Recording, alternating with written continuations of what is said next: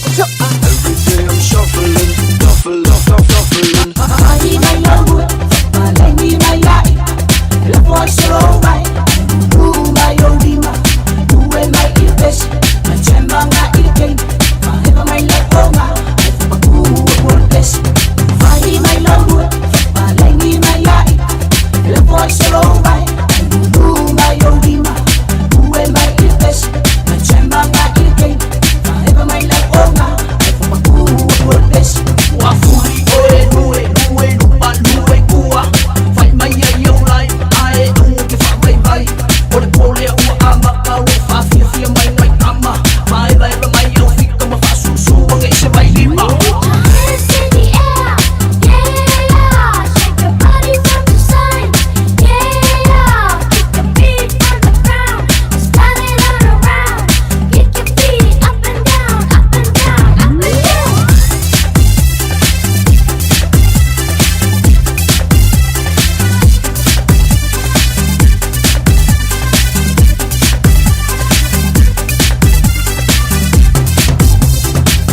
My love, malay my yai. Love was so right.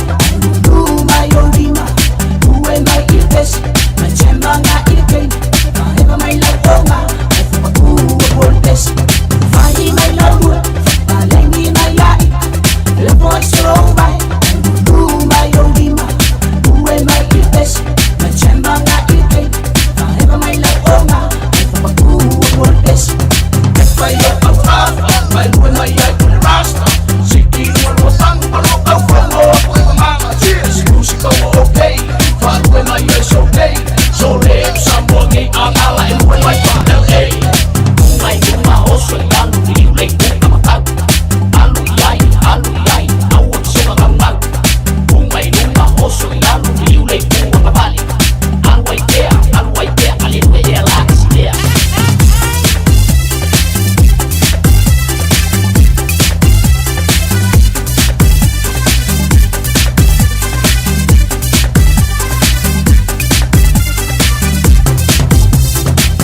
My love, malay my yai. Love was so right. My Odima, my ilbes, my chemanga ilken, my lakonga, my bless. My love, malay my yai. Love was so right. My Odima, my ilbes, my chemanga ilken, my lakonga, my bless.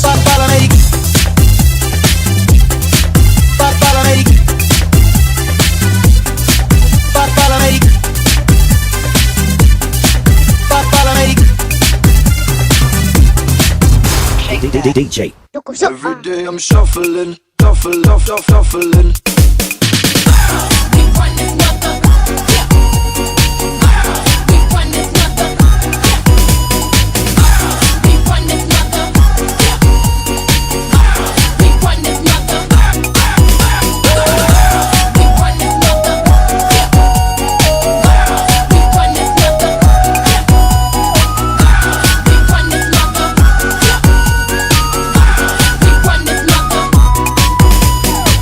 This girl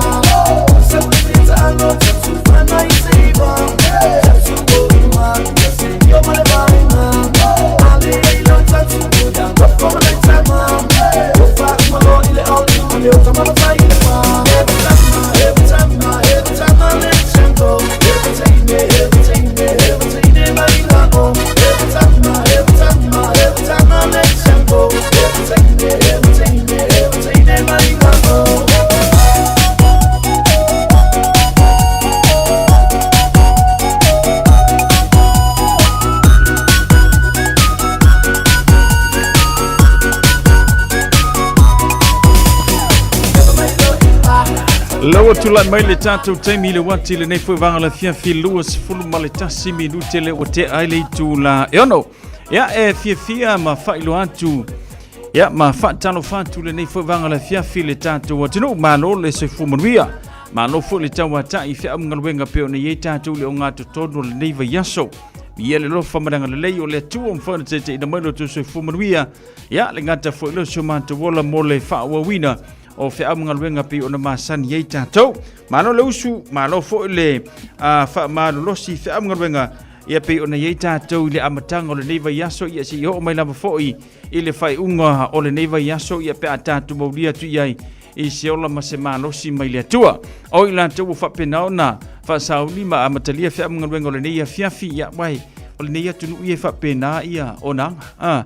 Ya telton voi fa pena fo mla tunu na te au mawai e isi u sule tai au ye isi u fa au ya mama to le wo mai le fiafi yo ya ai ole ala vale te meeting alue ma e finga luenga me silma ta wo le mawo sinanga luenga fa pena ona so swani i to tono se wainga ya o tatu ye le neva te mi fainga ta le ngata le o lunga ka wo oloa alwa ko i marka wo le pensing ia au tulanga pe ona ye tātou le nei whaiwanga le fiafi ia o le tulanga na pe ona ye le rofa malanga le mai o le atua ia wa whapena ona tātou au lia mele ni aso iui lava fo ina faisi whaingata le ngata fo leo le taunga tāo soi fuanga alo maua pia le on sai le ngata fo lea ia o le marosi mo le tātou tinu mo le whaawawino whi au mga ruenga o whalofa le tātou tautua ia inai tātou malo whalolungi o whapena ona auto va mai so se atinu mai se lava le tātou tunu o Samoa fai malanga mai to tono le nei atinu o wasi singa i wha mga ruenga si singa i ainga ia marisi foi o wha lave tau i le loto i whale ia la tō nei ainga ia ia le atua pe a wha peo to ai tau nu mai le whainga malanga a o tātou iai le vaenga le ia ua wha fonga le tātou atinu u i le wha penao na canso ina ai o malanga e wha ia pe ova tu fo i le wha le ea New Zealand mo le tātou tinu o Samoa. Ia o mea umane i e wha penao na tutupu. Ia mafua mai fo i le tau alo wha penao no wha angos ngasolo nei le nei taimi. Ai o le te talo i le atua. Sau se taimi vavea. E wha muta i le nei taua. Ia ai tu i wha ngasolo ngaluenga ma porkalame. Ia ma whapenano tu e fo i le tātou tinu u ia ma tūlanga peo na masani. Wai lenga o tātou o whapenao na a fie le tūlanga tau pinsini. Ma natu o so se atunu u lava le neila rolangi. Ia wa iei tātou le pangatia o no le taua. A wha umi se wha matalanga. A wha peo le masina fau le ua plane i elau malanga i ua umatotongi lau pase se a. Ia e mawhai ona e wha so taile ofisa wa le leo le New Zealand. Wa lea wa nginga nge lunga o tātou tala. Ia i le canso ia niso whainga malanga o le ba le New Zealand por le compania le New Zealand mo Samoa te lo ilo le i pe ani se tunu a le mele te lo nei New Zealand i Samoa wa canso whainga malanga e whape over to fo i le masina fau ta pena ma maula ia i ope a whape wa umana ta pena lau pa se se ma me se fufuanga whale ainga o na te tau ta pena i ma sauni e mana o mia lau whafsu ta i o vaenga le na ene awane ye se fa le tonu ia wa le manino ai le fa le tonu nei lau whainga malanga ona le wa canso ia whainga malanga le New Zealand wa nga le lua va le ia fa pena ona whainga malanga mo tātou o le Fiji Airways ia ma le New Zealand se vanga na ia au se talia manisa tunu o lo ia la fo ila to va le fa ngaina mo le whainga malanga mo Samoa ai o out there rola va ia ma New Zealand tulanga na lo fa do mai wa canso whainga malanga e wha ia pe lima fo i pe ono le mai lo i pe fia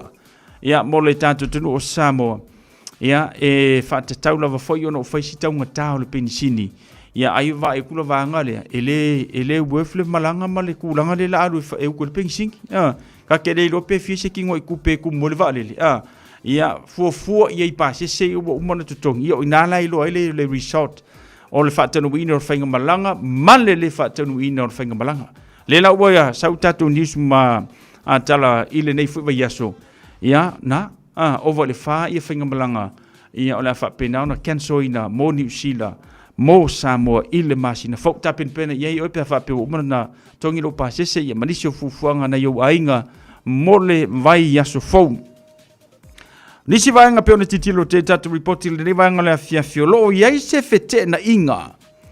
Mana tua lena a nginga I nai masina na se mavai atu nei le si ti ai le o le tax.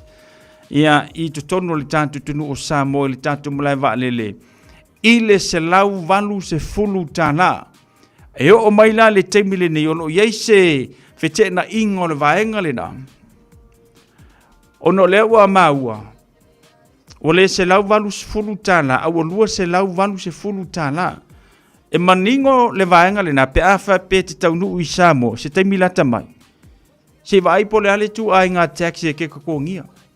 Pe se lau valu se fulu pe lua se lau valu se fulu.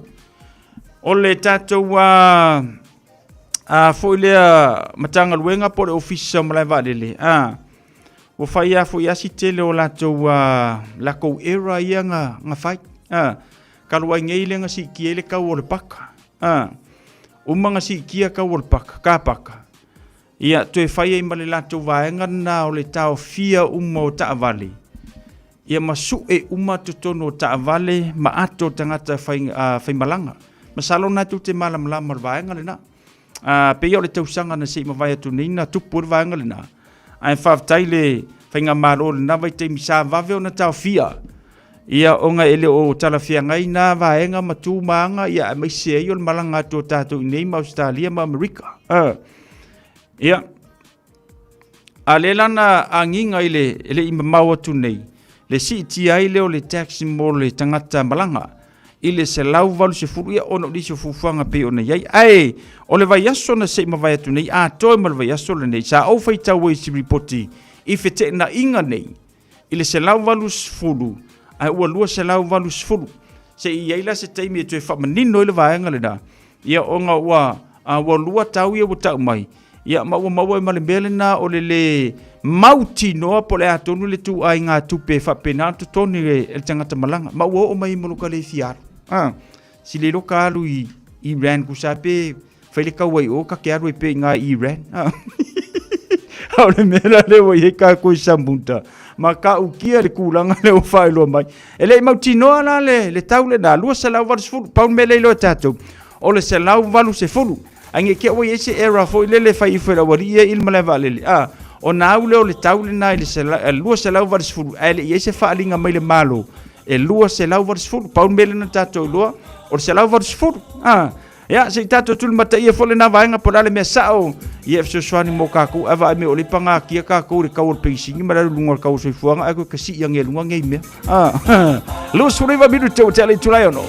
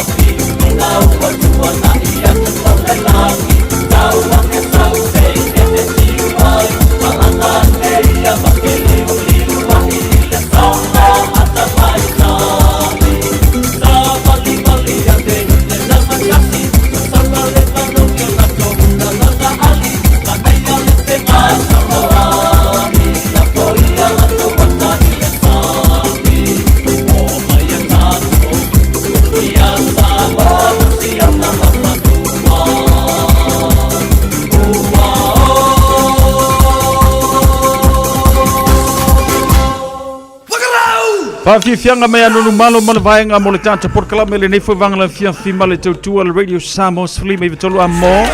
Tanto se report mai lungo la wala wa fo ile feo inga le tanto tenu mai se le mana vai fe am ngal wenga sa e nga pati le nei aso mano la nga lue fa mo sa e fa mau ni la nga wenga e kele kami e kele fia moe e kele fia ai. Report mo tanto le nei fo vanga la fiafi. Mai tau watu solonga le leifeo inga le tātua tenu le mana vai o fe amunga wenga o le leifo i ansorulu.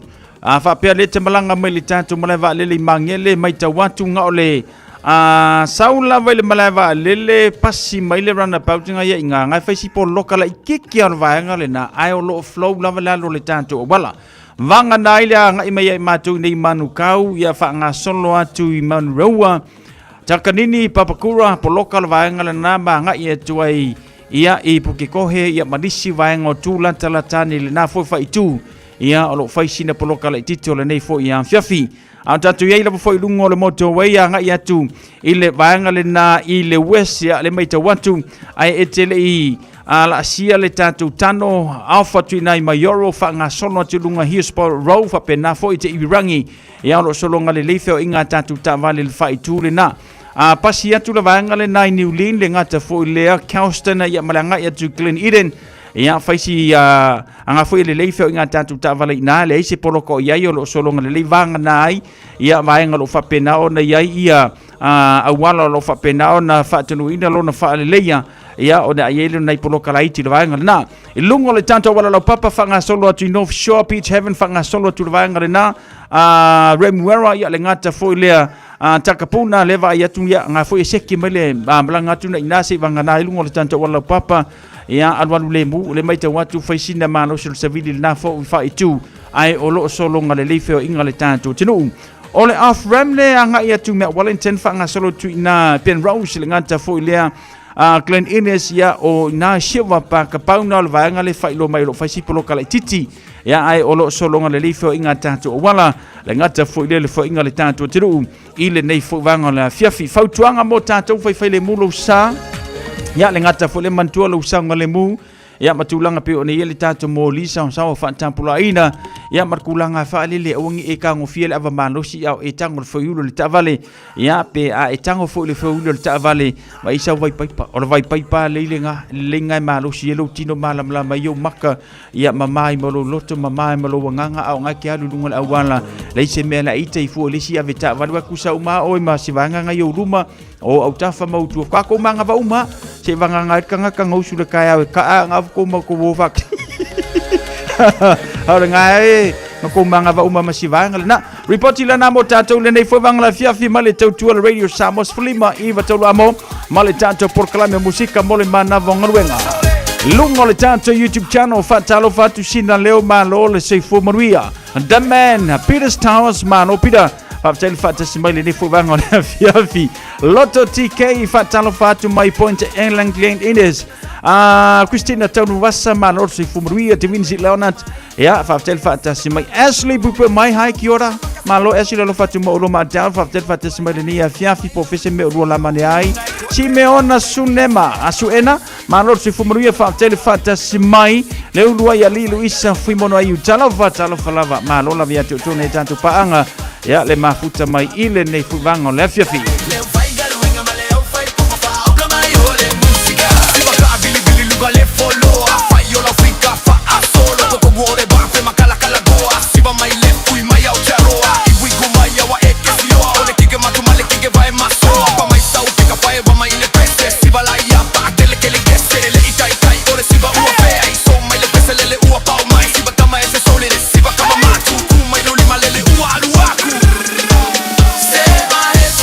See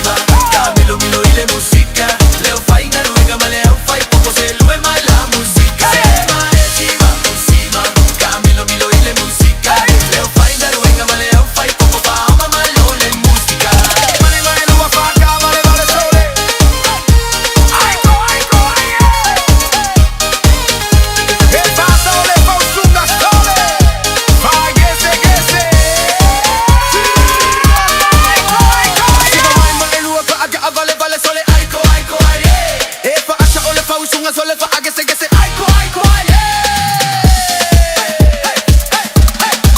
Sing it out. Le lo ma kuwa wa siba siko mai. Awala malepa mai bai. Le ko ya inga le uwa fa ya ga fika pegi fika ale amelika. Umalo ale siba kao ikao. Kai bai bai kuyo. Vai ka vai le po ako wale ai ma se malolo. Sema e siva Camilo milo ile musica. Le fai nga luina vale au fai como se lue mai la musica. Sema e siva Camilo milo ile musica. Le fai nga luina vale au fai como se lue mai la musica. Sema e siva Camilo milo ile musica. Le fai nga luina vale au fai como se lue mai la musica. Sema e siva Camilo milo ile musica. Le fai nga luina vale au fai como fa una mai la musica. Siva mai lua fa cava le mera sola ai tu yeah. E tu hasao le vamos una sola va que se ai tu yeah.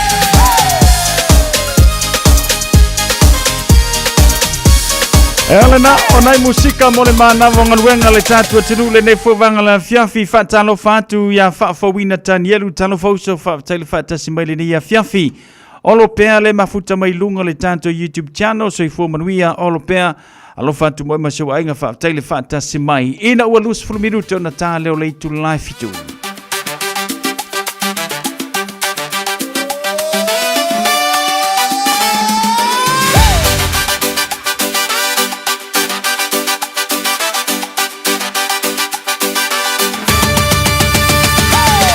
Ole ulupo lava, ole ulupo. Ele fa ai longa ina oni ulupo. Ole ulupo lava, ole ulupo.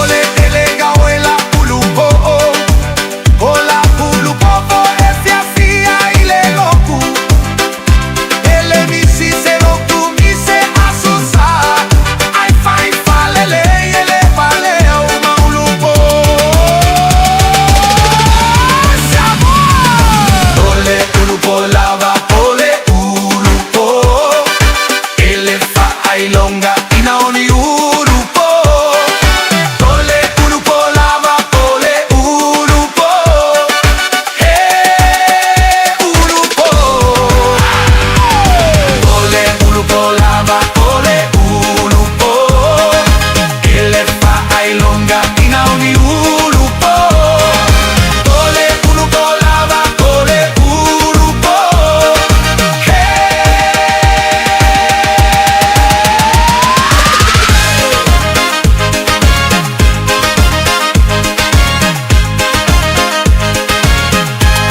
E ala na, o le tātou whaafifianga su whiwhilo i le nai le nei whuwanga le fianfi male tautua le Radio Samoa sa furulima i watolu a mo a whapea o ngai le leitia urupo ka ngoi mili le leilonga po a whapea o ngai whaima kau e wha mawangi ngai mea era la urupo o le whapasea i luma ka ngo maukua i ingi le o a talo whatu wau liko yese tu solo malo le se fua manuia sul fa minuta na talo le fitu le te whasalawino tatu tala mai Samoa. Ya, wa fo le fa fonga te po le tantu tenu oile nana misi me le valu le tau ma se furmo le lua le woli tan fitur te fa salawino tantu tala mai Samoa. Hey yo, male fiu e fa fatu Oh nei matale fiu e va ai au ele alofa Ua tau aso le masi asi Ua o le fiu fa amatalao Talule alofa ua ato apele Ane ngalo italau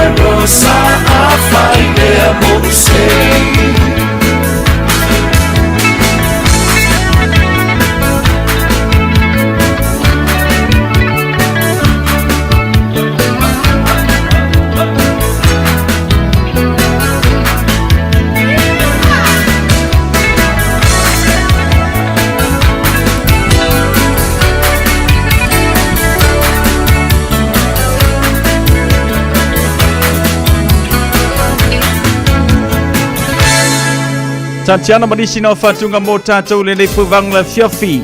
Ilo te varu midu tona tano le tu la fitu tal fitu le te fa Salawino tatu tala mai Samoa. Cecilia Tungamana Manor se fumanuia talofa silao sila. Manor le se fumanuia silao fa tel fata simale le Puvangla Fiafi. Ya le ngata foi le fa talofa tu se uso ya eti fa te eti le vala mai me silinga mo wala valo so fu ma laule leile ngia Fiafi oi. Awo fai fu si leva ka kele felo ia ai ia ilanga leo le tua mo oil toida ya be se fe am ngalwenga pe o masani ta to le nei fo iva yaso pesela le ngamod manga o mai se uso ya eti makau kia e makau kia ma fau ngau eti e fa ali ile ngai pes o ele eti o kire boa se ita umaya lo na ingoa ua pongisa la dunia lofa ua ole loa o tele to e mana tua me asata faya ana mua ai ui ilea o loko sila le tua tale lava tinga ua o mai sasili ai me ana o le fana mai e ui lava ina o ona matui me ua e faia a ele mafai ona faa yo mau fau na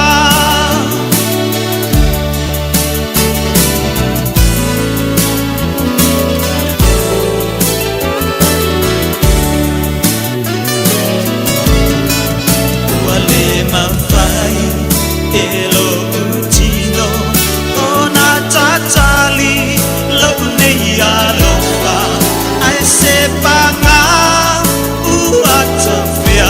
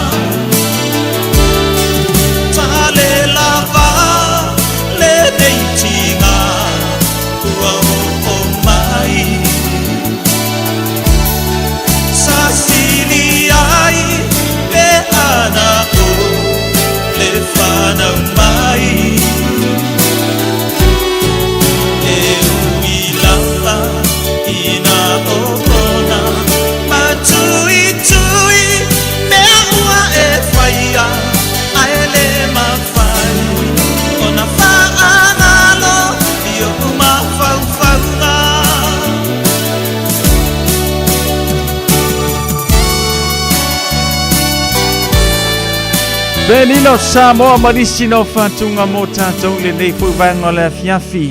O le fiafi e whapenao na whasolosolo i o mawhauwhaunga po le asa ukuka maanga i e popo i le fiafi o le asolulu ia lātou. Ioi, asolulu ia ua le so ngā whamamawhai lo mawhauwhau se kuka. Ioi, kako pālasi e a kama whaingo fie fui lea.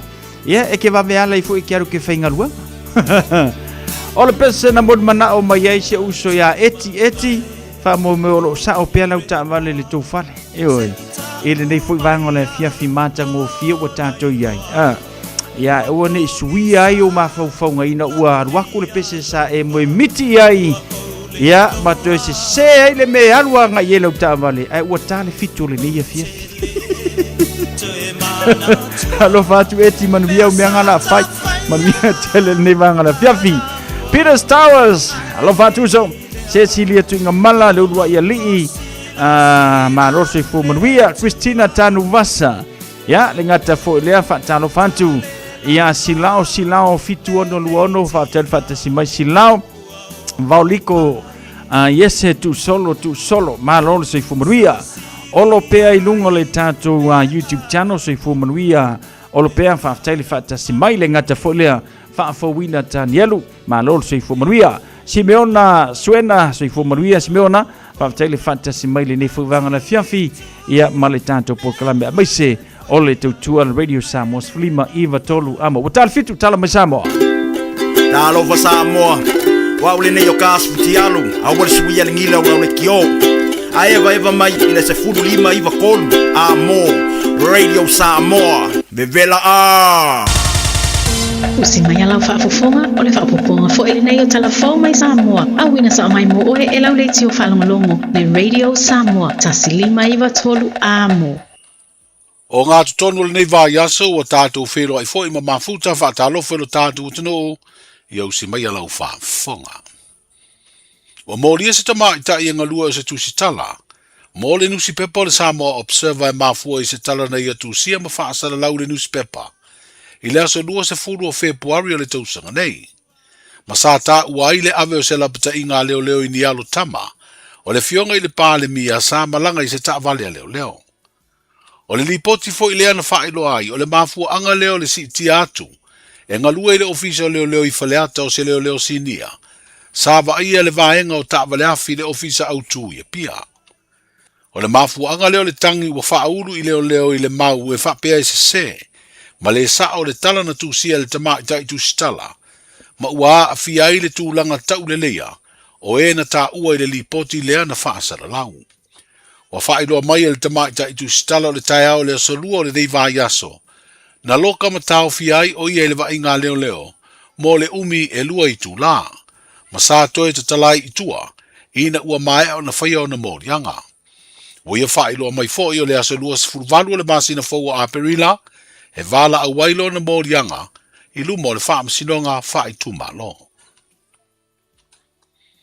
O whaatonu le whaam sinonga o palota le resitalo le whaam sinonga, ina ia tu ina tu uma i le loia sili, suenga o tau anumanga na whaia whaasino le tua inga o le tupe se lau awheta la, e peo na sa tua i ai le na whaasanga i ai le tangi tau palota, mai whale alilitasi, i lona ave le i le sui sa whauruina lea tangi, i se tau mawhainga e ave i tua le tangi tau palota.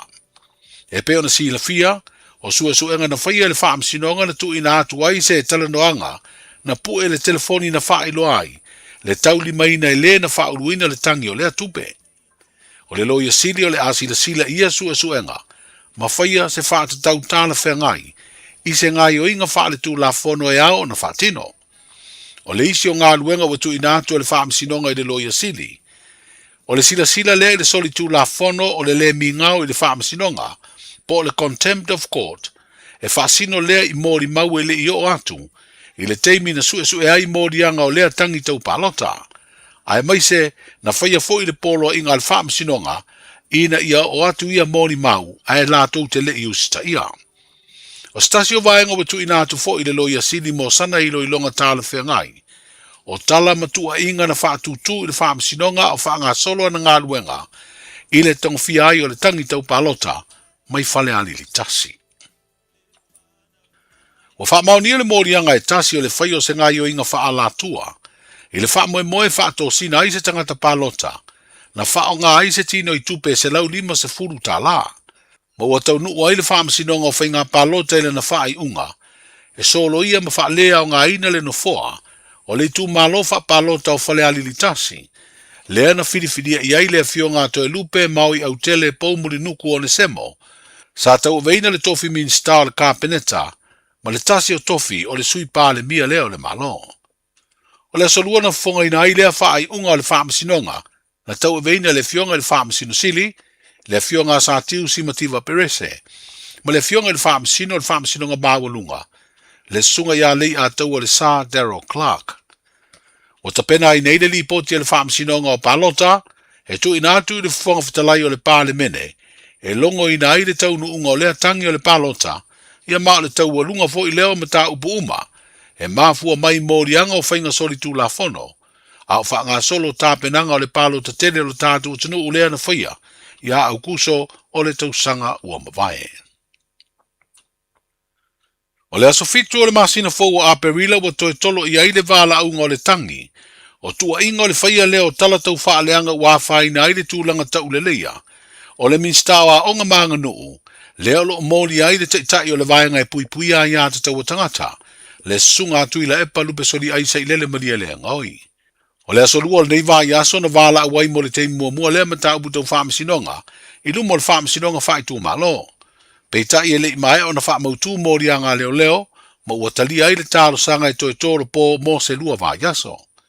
O se lo ia mai fafo, o le a fina wina mori a ngā leo. Ai o se lo ia ngalue tu to tasi le atunuu, o lo fina wina le itu atu ila epa. E le a wai leo lo molia o no se ngase, e peo na satu ina atu e lana lo ia le pepa mai, e wha maoni ai.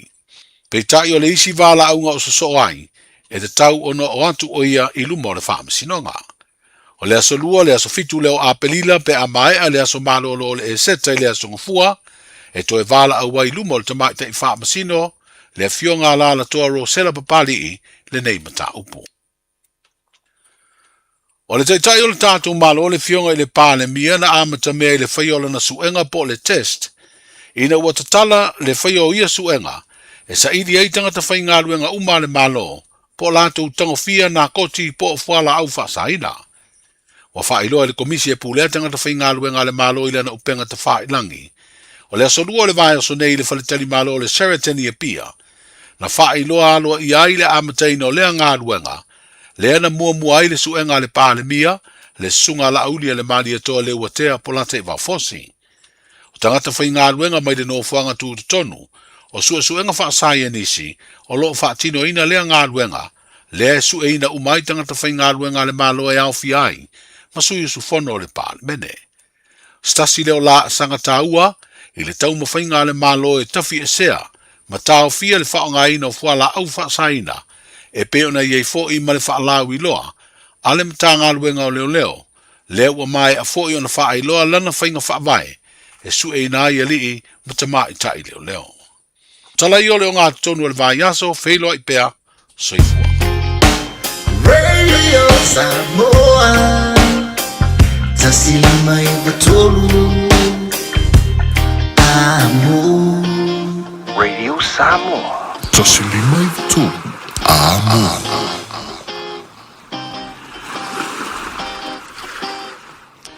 O le nam whaina whaafonga le tātou tanu le te whaasalawino tātou tala mai Samoa sau nema whanga natu le sui o Radio Samoa. Lo ngā lua me tautua mai le tātou tanu a wale tu whaatasi o tala ia walau whaafonga mai i le nei fo ia fiafi le ngata i le asonga fua ia whaapena fo le aso lua so lunu le wa tātou ia se ia pa iro naso whareile ia e tofuane aso ia ma ona mea tutupu ai ia ai whamoe o le a le a vea mea tutupu mai le tātou tenu ia ma mea o la whapena ona a whaina ilu loto i whale e o isi tala tātou te whaanongolongo ia ima tātou i loa mai a tātou news mai Samoa ia e langona ilu le fifia o isi fo itala te whaalongo e whetau i le lei maula ngona ma le vaenga peona e tapua ia mai siolo e te talo ia i pitai ia e se lava lo tātou i loa ma lo tātou manatu e se fo i ia vaenga ia nga ia ia le vaengo whamasino pe o na i le tātua tunu. Ai o te whamomo le atua i ei pele file mua le atua i lo loto mo lo whiringalo. A meise o tātua umele newa i teimi o tātua i wo ese ia newa i teimi o tātua iai. Ua whaingo fio na tātou maua me tutupu ono o lunga o penga te whailangi ia ma le suinga o le soifuanga ma le o langa nei ia pe o na tātou iai. Ia ai lau te talo i le atua iai pea le lo tutele mo tātou. Ia awane i ave me tutupu mai o tātou lau whanua o Samoa ma vaenga ia e whapenao na whaina ilo loto i whale. Ia ma whapenao na tu mau i pea le ite ilo loto i ono o atu leo tātou nisi vaenga e le te tau na tātou anga iai. Ia o le te talo lana mo le tātou tenu to ale tai ia ma ia tātou mafuta pe le tu o le te talo e maua i le file mu mo tātou. Se siona whapopongo tātou talana ia pe atale valu o le aso antai au. Le ai so le se o kokio so vale le kai. Tātou tala o le tau. Ia pe ona reportia mai lo fisa va ai le tātou tenu o Samoa. Ia pe ona masani ai a fiafi.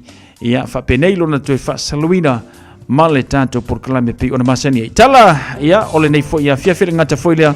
Tātou se atu mo se vainga le tātou tala o le tau.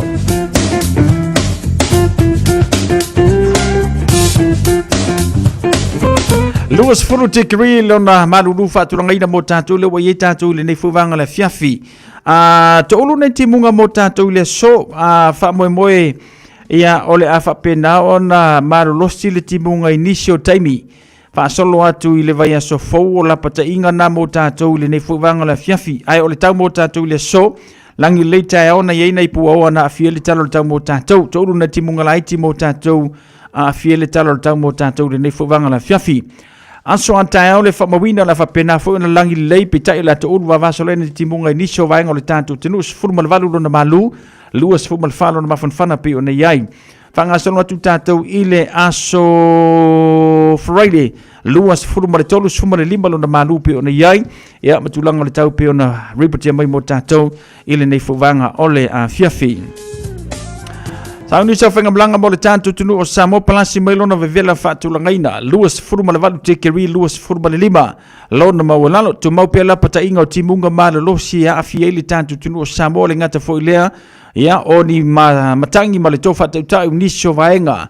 Ia lo iai pia i le lapata inga pi o na iai ia le mafu e sole. Vai aku i le mafu e le nga a afia ili tātou tunu o nafia.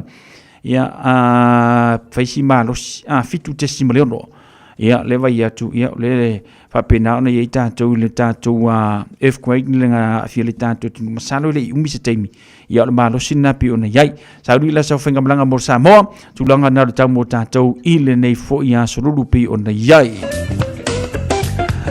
tātou se atu se vainga le ngata i whale le ngata whelo le kaleno le whainga whaiva ia ngata i whalo le tātou tunu au kilani se fulfitu minute tāle iwa le tai ausua ngata i whale maumali atu tolu minute tāle iwa le poa na nei o le no whanga o ni hanga, le whailo mai se furu minute te ele tu le valu le taian suar ngata i whale, mau mani atu le luas furu te ele valu le fiafia na nei, whapena furu ngata i whalo manu kau heti le whailo mai se valu minute te ele se furu male lua, ile awaulia na leila, na sua mai ile ngata i whale mau manu kau, mau mali atu le luas furu tolu minute te ele se furu male lua, ile valuango le poa na nei. Muri mai pinti le whamawina sfur 5 minute te sfur mare lua le poa na nei la whapena na suar ngata i whale mau mane atu lua sfur mare ono minute te sfur mare lua ile awaulio le aso antai au. Se mainga le kaleno whainga whaiva langi leile so whapena tai au langi lei foi le aso wharaile aso tona i aso sa ia aso nga fua mane aso lua le aso fau ia le whailo me lo vanga le langi le lei le tūlanga ole kaleno whainga whaiva mo tātou ile nei fuwanga le fiafi sa vainga lana tano le tau maranga te whalo le tātou tenu ka lena whainga whaiva ripoti mai ofisa wa ai tau yokilani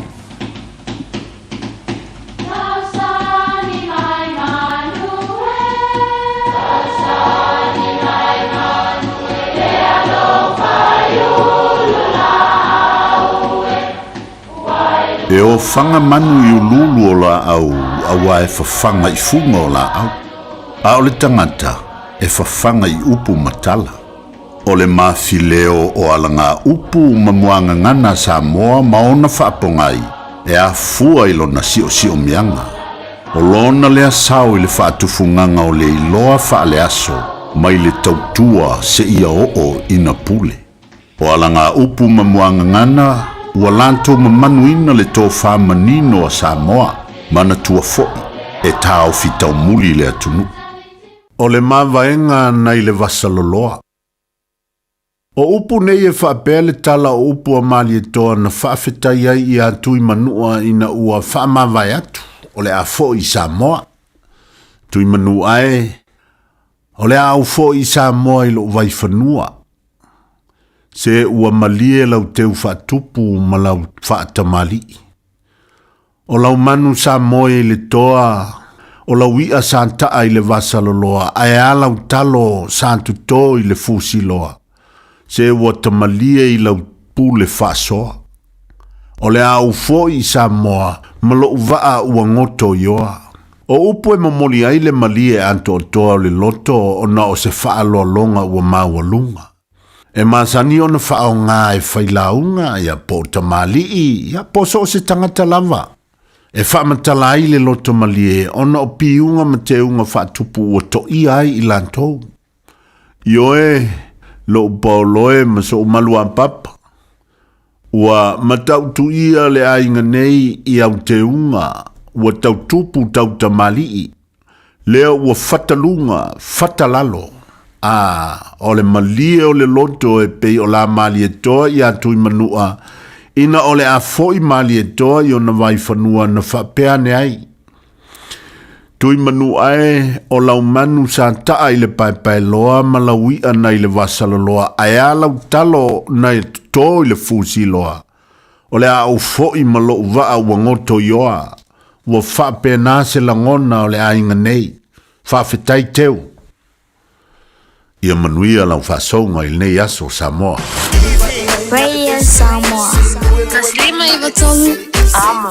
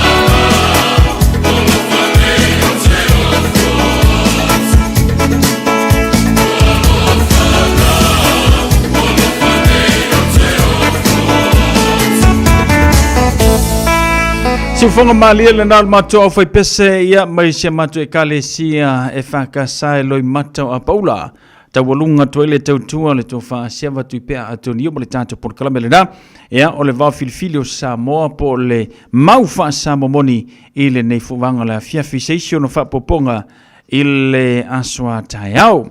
Lus full minuto telefitu fa talofatu ropena sai malo se fu manuia su antolu manave fa talofatu su antolu manave fa tele fa tasimaile nei vanga la fiafi ya le ngata fo lea tiresa ene malo le se fu manuia tiresa lungo le tanto YouTube channel le va polo Paulo yo lunga po talofauso fa tele fa tasimaile nei fu vanga la fiafi ya bale tanto por kalame musika ya wana fo de mana vanga luanga sa kuka mangongi manga yo le nei fiafi na so lulu popo ile malu lulu le wa makanga sau taua ve fa atasi o faigata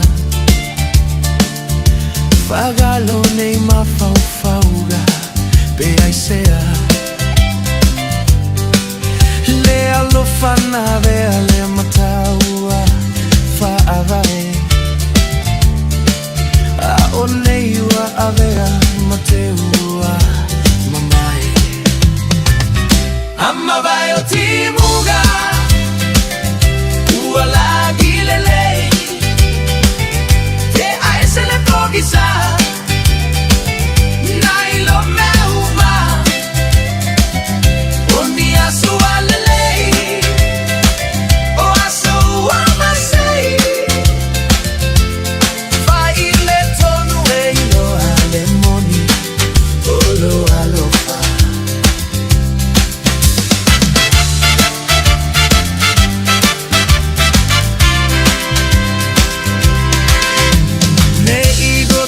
Lela o tuma o peraloita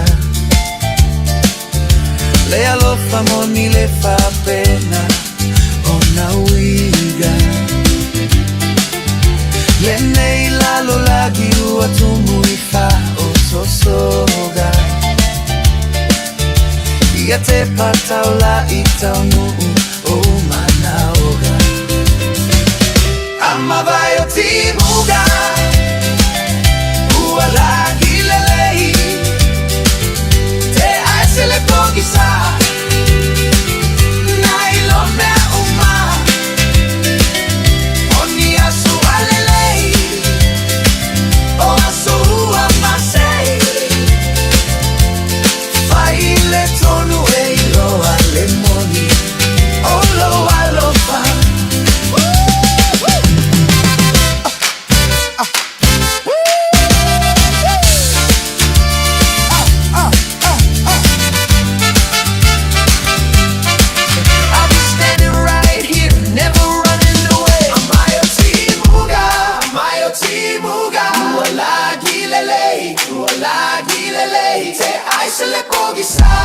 Aise le pogisa nailo me uma Oni aso alelei O aso amasei Fai le tonu e lo alemoni O lo alofa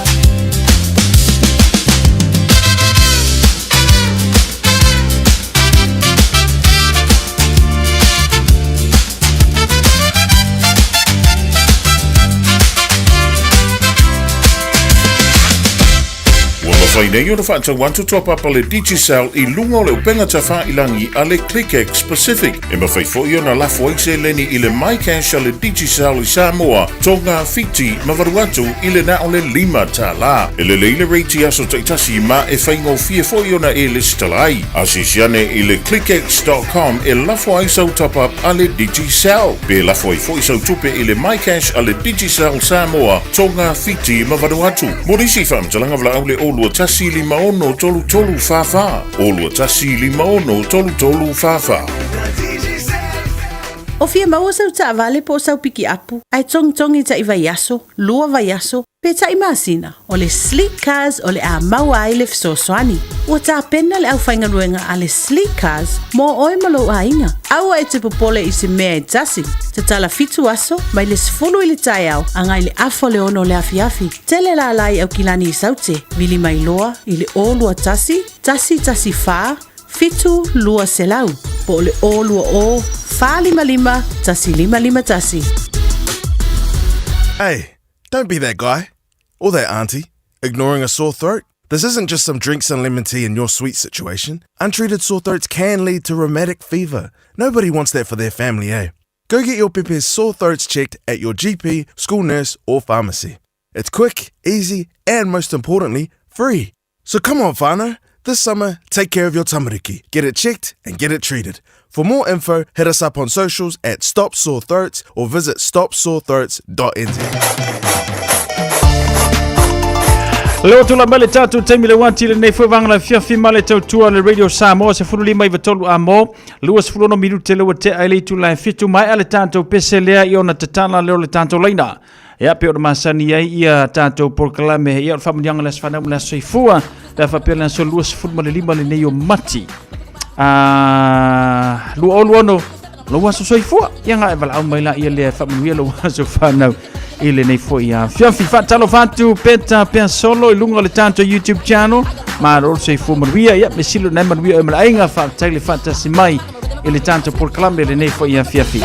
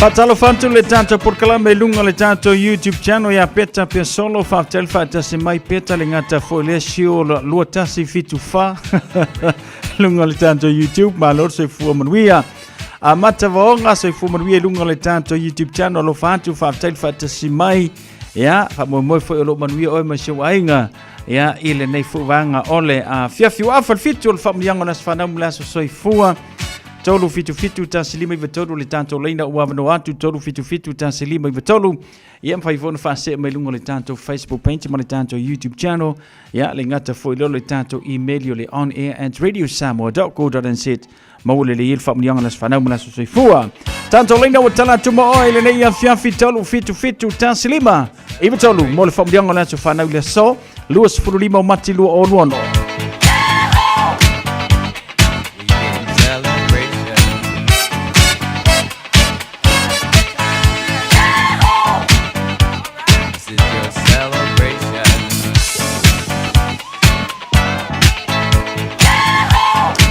Lelei au tania sa wala awe ila u whamriango le emaili le tonu mai e tau le nia fiafi mo le whamriango le tātu aso whanau mo le aso soifua. Whamriango le aso soifua le sunga i le whawhiangainga i a Reverend Nelly Alo. Via le lofa mareanga le leo le tua o na uaulia mai e lau sunga i le whawhiangainga le atuanga o lo fast food fitu tausanga i le ne aso. O le mātou te talo i e fwa i pēr le tua le malosi wha le tino. Fa le mafaufaua e fa silisilina le malosi fa le nganga a wa tofi matiu te tonu le ainga ka le sia le pulenga le matanga luenga male e ka le sia wao. We love you Reverend Nelly, have a wonderful birthday today. Much love from your parent le ana and Vei Alo, your good lady Ella Brahma, your kids Joshua, Api, Caleb and Macarius, your sisters Muli Angatele, Rosa from Japan, your Efakasa Albany family and Awi Matangi Le Salani, Alo and Shalom. Manuia tele lo waso soifua ya amisio lo waso fanau ile solo sunga whawhiangainga. Peo na ulia mai eilo faso marfitu tausanga Reverend Nelly Alo ile nei fuwanga ole fiafi. Ya familianga na mai ale salani alo ya mola sunga whawhiangainga peo na yeita taule nei fo ya solulu ma le familianga la so fanau mla so soifua.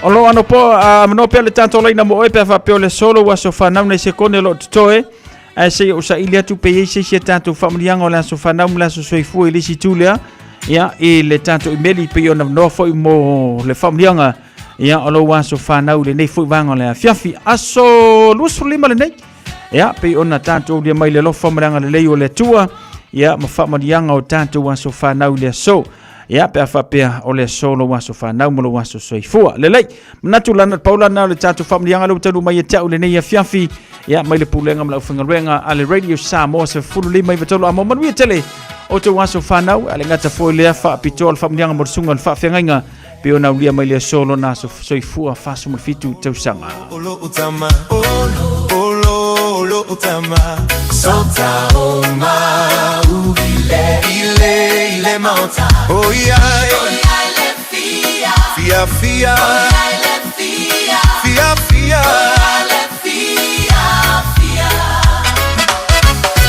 ile meuma ile mauta olo utama olo utama ile meuma ile mauta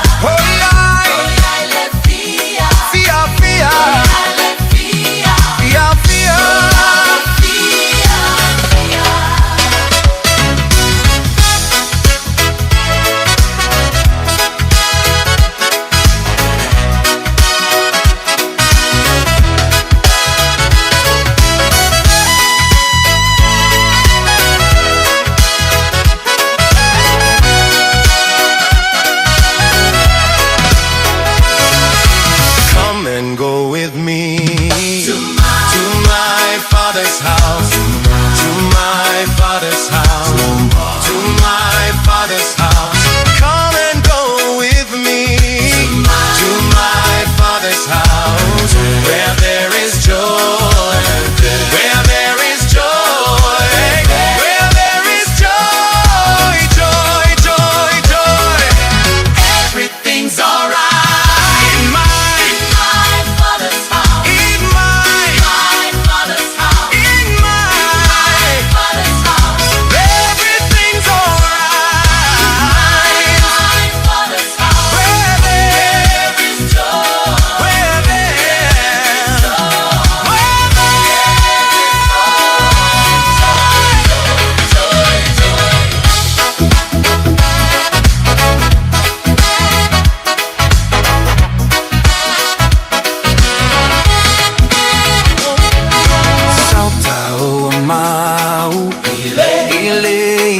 mauta Olo, olo otama Olo, olo otama Sota o mau ile mauta Oh yeah let fia Fia fia Oh yeah let fia Fia fia Oh yeah let fia Fia Elele meauma ile mauta Olo tama Olo tama Elele meauma ile mauta Oh yeah let fia Fia fia Oh yeah let fia Fia fia Oh yeah let fia Fia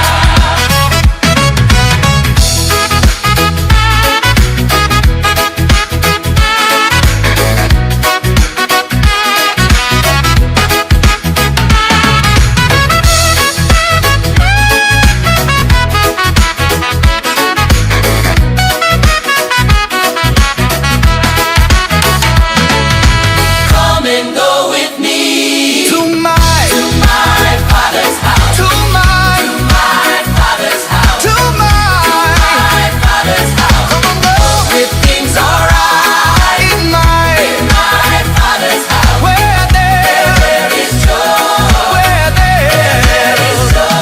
Where there is joy. I was walking through the valley, shadows on my back, heart full of questions, faith under attack. Bills stack high, friends act strange, storms in my life feel the wind and the rain. But I heard a voice say, child, don't you worry, peace in the middle of the rush and the hurry. Door wide open, love never runs out. Step through the word, that's what faith's about. Prodigal child, but he welcomed me home. Put a ring on my hand, said you're never alone. Table set heavy with mercy and grace, tears wiped clean when I look at his face. Everything is alright in my father's house. No more fear, no doubt. We gon' sing it loud.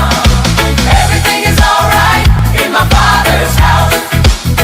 Grace poured out. Let me hear you shout.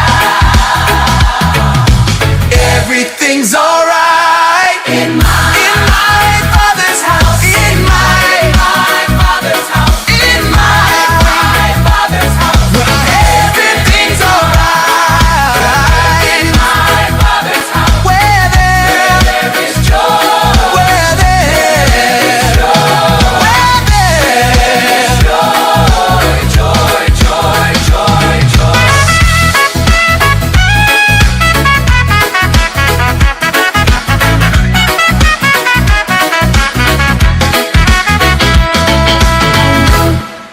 Nai whawhiwhianga mo tātou le nei whaia whiawhia mo le tautua le Radio Samoa se furulima iwa tolu amo. Ia mo le tātou porkalame whaanga solo. A mata vaonga le lei whaptai me silio nai o ke ile tō whainga malanga. Ai e ia wala au e tō lua ila ua le na wala au mai le tūlanga le o le whainga malanga le New Zealand le whapeo le a cancel. Whainga malanga e wha. I le masina fau o lo tala noa mai le tātou reporti le masina fau. Ia ai a whaapea na e te fia mautinoa nai vaenga le na. Tā ua lo wala au le official e New Zealand. Ina ia wha mautinoa wai manino amare me mautinoa. Se lau pasene lo tali tonuina. Tō tele tātou whai malanga i Samoa mo le masina fau. Ai mai se ai o nai wha moe ia po o porkalame wha le ainga. Ia wai tu wai sisio na vaenga foilea. E tō tele tātou e ala na mafuono i Samoa o i whalavelame whalainga. E iei le maliu. E iei le whapoiponga. E iei le saufai. Po sua whamatai. Ia unveiling. Ia o nisi vaenga o aso whanau. Ia o maftanga ia po porkalame whale kalesia. Tele manonoa i fuafuanga peona e fuafua ia i mole masina fau. E te anga i le tātou tunu o Samoa ma e awai. Ia i porkalame na. O le tātou New Zealand na sau. Whawhenga malanga. Ia pe lima, pe ono, pe fitu, pe valu, pe sifuru foi. Ale e New Zealand. Ia o leo le a cancel. Ole ale mwhaiuna whaatanu ina mo le masina fau. Ono le tūlanga pe ona yele tau le pinsini. ia wo fo ia kako va lele ia la ko le affording fo ia va lele ia le tau le pensili i le taimile nei tolu tala mo le tupu le tau o le lika pe adu le pamu ne lo pete wo atu le wai e isi pamu yo ke vakule ta post mai tangata lungo le Facebook wo fata la wo o le tau le pensili le fata la masalo ava pe e o tu masino fo o fa wa pe le tau le lono winga le lima tala masene tilo ye tatou o le pangatia le na le o ye tatou le taimi le nei a sili mei pe isia ia wow o tunu nei tutupu ai ia tau o tunu nei o le sawel pinsingi o le latou le o loa ia e tamau ai ngai latou o le ala nga i mai le pinsingi ia tatou ma le tele o tunu o le lalolangi ia mafua mai la ono le tele o va la u oloa ua whaleangaina, va oloa ua tau fia, ia e o fo i seila i o va o fefe fo i lato. Ono tūlanga la pio ni e tātou le newa i teimi. Ai a wha pēla tala, talo whalwhanga luenga ma le mena tino fuai. Si kuea la oi, o lo winga lau tala e te savari. Au lai maua i lau wha manos tino. Pe a wha pēle a tō se, lo winga lau tala pe luas fulu tolus fulu minute te savari ai. Ma ngai ke nga fa mnos kinga mo ka wa ole malulu ia ata wa tele se fio pinsingi ia wa fa la fa fu se mai ta to ni fo ia fiafi mana ia fitus fluiva ia mana solus mo no aprila ia malo fa ta ia mata va tulanga lena ai temile nei ta wa lo vala au le official ni chila te fa inisi fetu nga inga pe fa pe o lau booking po o ele na fu fu te alu masina fo ia fa matalanga umala te maua mai le official e New Zealand vaenga na tongi anga elo pasi se watu te foi tatou e pay online e booking online lau pasi se ia tulanga na te tau na e plan mamau iai ava pela wai le la cancel e New Zealand no winga e le va ale e fa pena na rua ma e New Zealand mo tatou wai e Samoa le Fiji Airways ia tulanga na le Fiji Airways e le se malanga fo le Fiji Airways e direct i ngei anga i Samoa straight away le ai o malanga ume atu nei i okilani e always ai anga i fiti ia ono ai le Samoa ia pe sau Samoa fiti ia fatu a okilani ai e le se fainga malanga tu sao ale va ale o le Fiji Airways i okilani tu Samoa i faleolo to Auckland e le se malanga fa pena le Fiji Airways ia telefoi lau tātou ile mana o vanga leo le au kilangi fiki Samoa e manga o Samoa fiti New Zealand Samoa lo tele ana tātou ina ia vave ona e taunu fa pena foi au kilani Samoa i au kilani nei vanga le na tele ina ma foi le fufo i tātou ai mo ila tu le sa fa ila tu puki mo masina fo ia ele maua tia tia o se tali ai mana ia lo vala sa ole official New Zealand vanga le nasa amatu le tanto por kalame o nai vaenga le na o le sa ilunga o le tanto news le fo te vai to ilunga o tanto penga te failangi pe fa pe e tianga i ilunga o tanto penga te failangi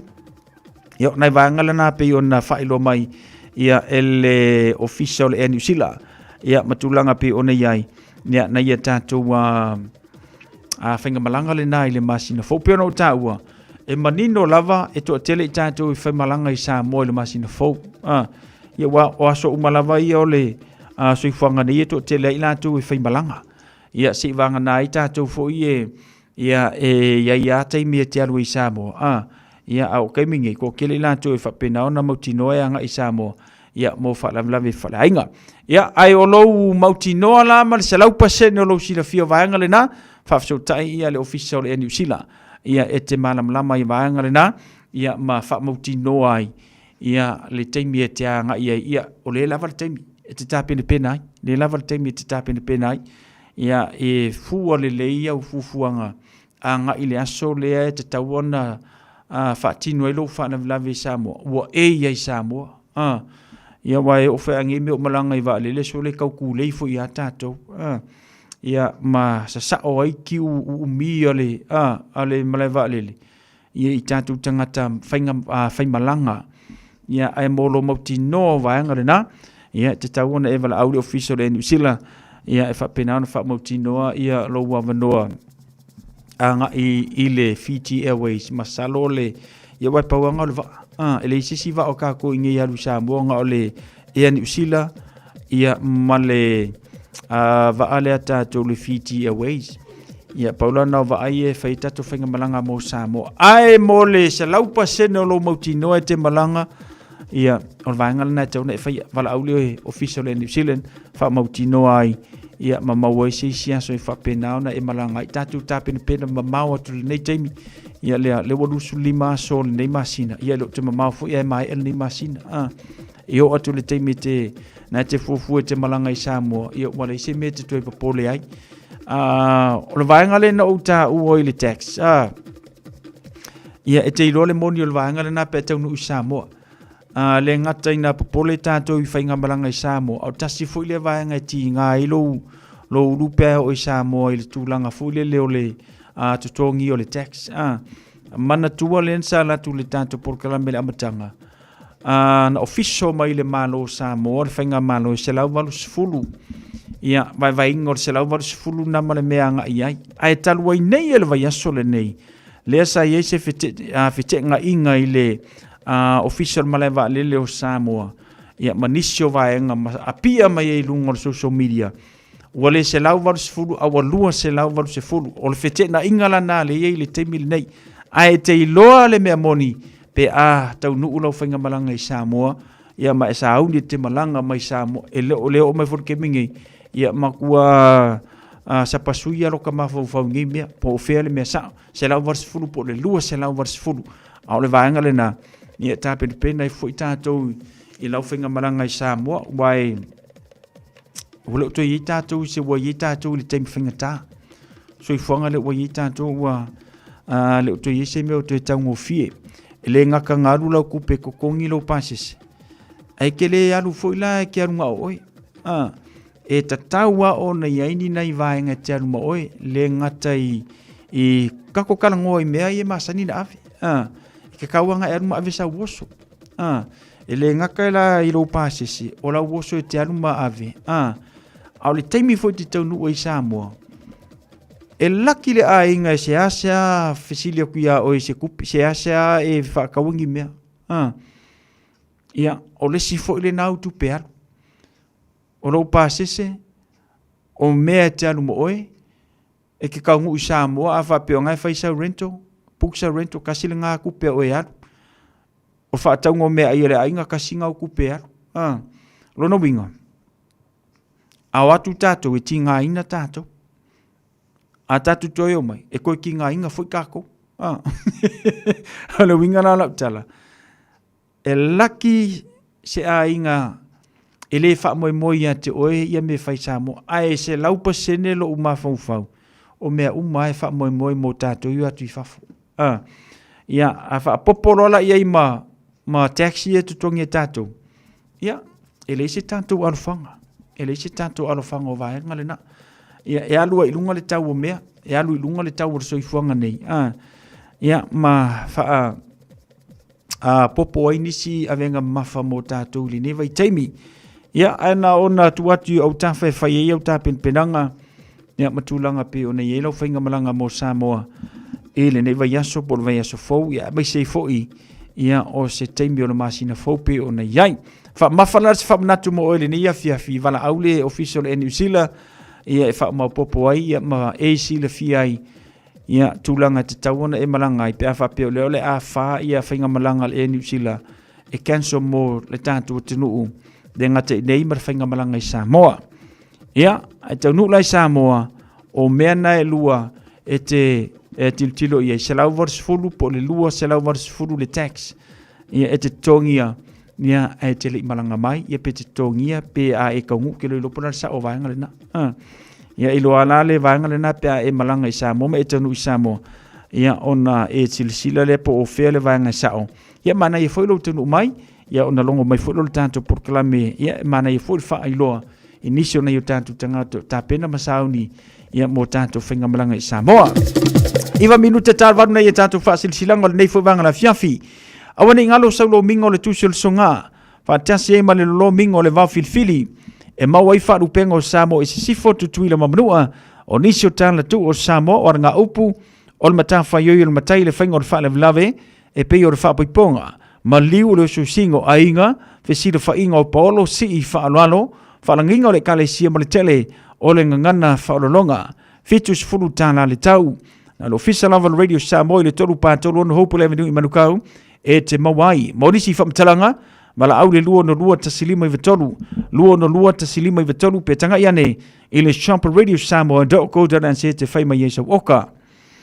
Leise tātu whaasilsilanga leo tanu mai, a inga sa lua whau le pito nu o ta fito I mangyangi.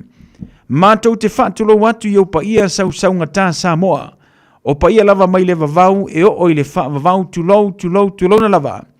Ai whapito au ngafa le nei whaasaralaunga I le ainga sa lua whau I le pito nu o ta fito I mangyangi, whaafetai le nganga whaamawhanawhana o le tua le tama, le tua le ano, ma le tua le nganga sa.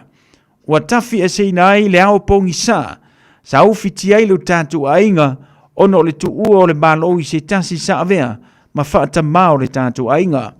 Wa iai se fina ngalo o le fionga le teitai, fono ma le laulau a fono, I le ama tele ma le whaano alo e whaasile silan tuai le paia, ma le mamalu le tātu ainga, ai mai se paolo ma ngafa o lo sema ma sau, ma malu ai lo tātu ainga. O le afa tanu ina le tātou mafutanga I le aso tua na I lua sumalvalua mati, e le itu las fumartasi, I le mauta o le fionga le tete I fono sifurma le whapesalo pleite Israel I Utara.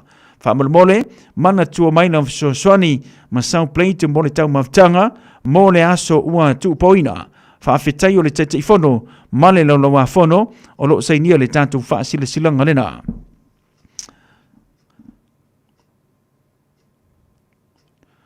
I se tātou whasilsilanga, a inga samalanga le o. O le ata otoia le potala o Samoa wa le atunu tofi. Whātulo fo I wheoi o le tala le lei tulou na lava. Ai vala awantu ma le whanoalo tele le paia ma le mamalu. O suli ma wheoi o le tātou a inga samalanga le o I matautu le whanga. O loo awhifio ma lala I aukilani New Zealand. O le awhai le tātou whiro inga I le aso toa na I wha o Raperila, pe atua na I ai le aso maliu. Whai le tuatusi tasia nga I le tolu Ropanta Avenue Point Glen Innes. Mai mana o mia le tātou au waa poto I le aso e amataina sauni ngā lotu, so ai ma le whilo ava o le whilo a inga, talano ino ma tā upu, ma e whaita I tai le tātou whiro inga. Mo nisi whamatalanga whafso tai le telefoni o le odua tasi, o luono, fitu o iwa wha. Whawhetai sei ni e sua, pisa sua, vantu lala sua, vena mua ia li I le sina, mua ia li I whawhetai, vai male malo lemoni, vai male malo talanoa, vai male malo yopu, o loo sei nia le tātou whaasila silanga le nai le nei a fiafi. Mafutanga tama whanaua sau New Zealand, to lau Samoa I lau whaafafonga anga, ai le ava ma le whaanoano I whaasile sila tuai, o le awhai le tātou whanutanga a mata le ne tausanga I le aso tona nei. Lua sifuruma le valua mati le tuatu si tolu sifuruma le lua Rapson Row I Otara, mai le tolu a ngai le lima I le afiafi. Talu ai ono le tātou ulua I fono a mata, e te talo atuai ma le nganga whaanoalo, a wale talano ino por kalame ma fuafuanga a mata mo le nei fuitusanga.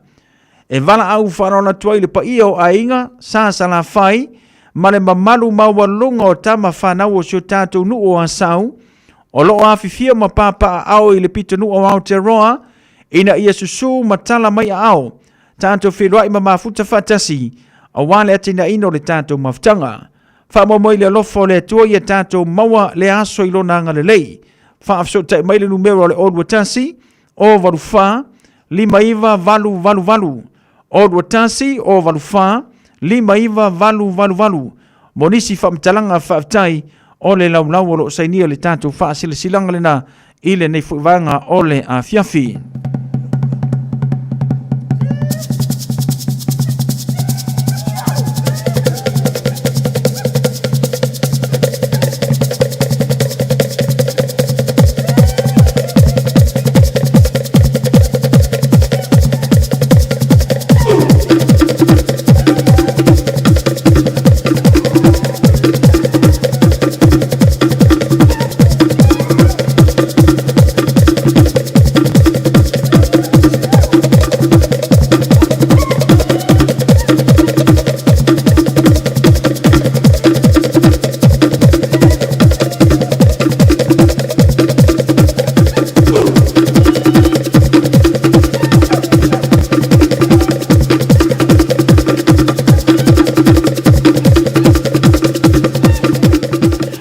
Ya na paula na ni tatu fasi silanga lau tanu mai tau le nei foi vanga la fiafi ya ile tatu por kalame pe ona ile tatu tu le nei vanga la fiafi fatalo fatu Solomon Tyrao malo se fumuia mafuta mai lunga le tatu YouTube channel mai Hemetone ya malo se fumuia fatel fatasi mai suenga poloye afumasanga moli atoro faanga mo siona tali ya misieli ya ukilani New Zealand fa pia Raven ya Eva langa aya malfaletua ya fawina malefana wi melpone au setalia alofaanga evatu ya loli suenga poloye male ma faaniniva ivai pua isalenga savai faaftai manuia tele ya fufanga mese por kala me fanga solo le nei foi vanga le fiafi tolo minuto le tuto na talo le tu le valu malitanto por kala me malitutua ale radio Samoa fulima iva tolo amo ile nei foi vanga ole a fiafi.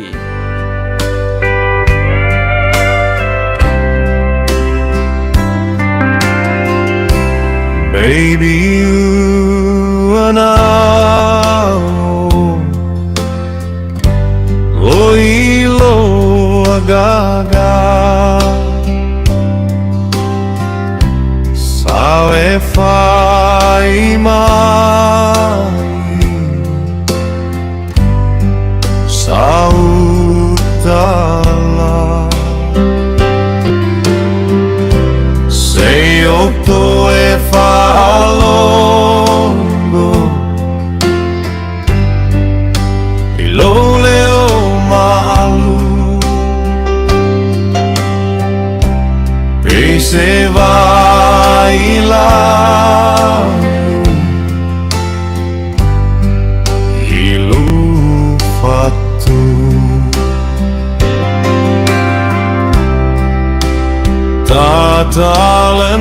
tatalenoa ai ma falsoa ilo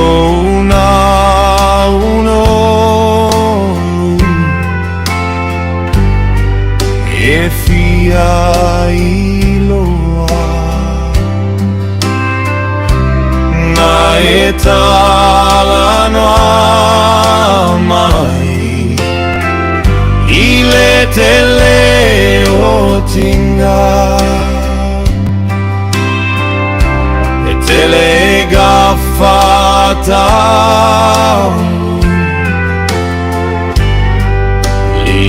limaina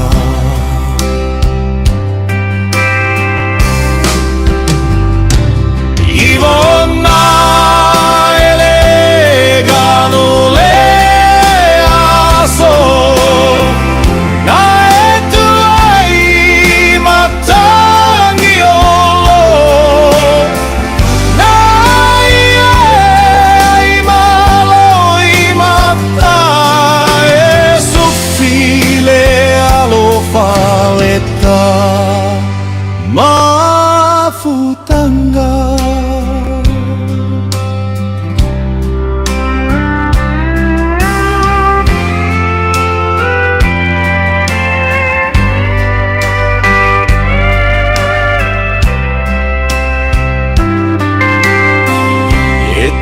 Fe vai uma ule la lo langi ai le tu muai ile sami le au inu uau malie ile alu famale mata gofie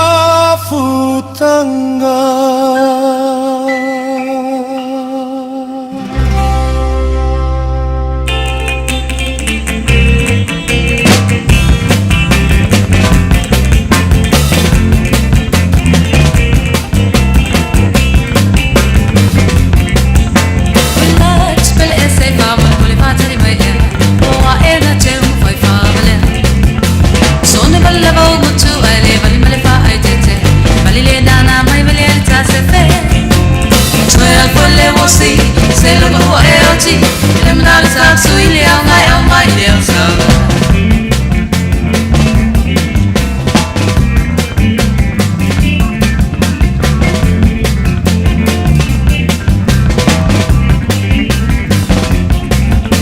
oi la spele e sa se ta fa so soina o si o ne tu si bala wina u tumlo atoi ni bo si ba rock and roll ai mo le a o le papio Twelve for le wasi say lang o LT le mana sa sui le ngai au mai le sa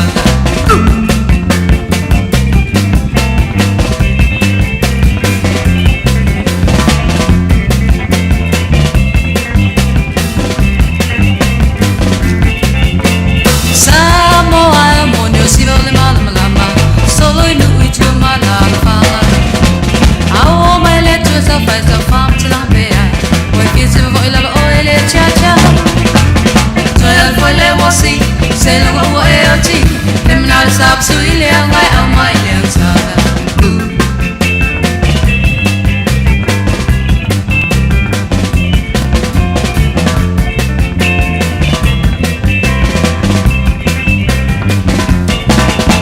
Samoa I'm trying to fit to the wasi a wall about some money le o se oli Maya esi mai be wasi si mai say it I toy my low for finish Twelve for le wasi say lo o LT le mana stop so ile ngai au mai le sa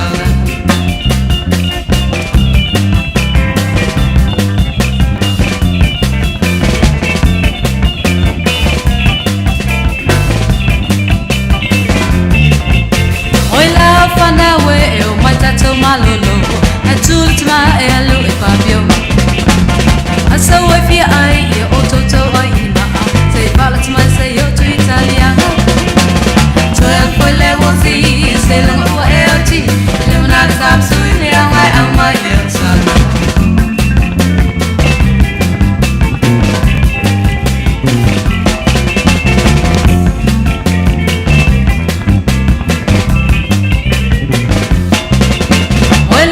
Now way oh my lord na fatali say you will not see fatali atina lo masi matama kasi with the feel e wotele langi Twelve for le wasi say lo go LT le mana sab su le ngai au mai le sa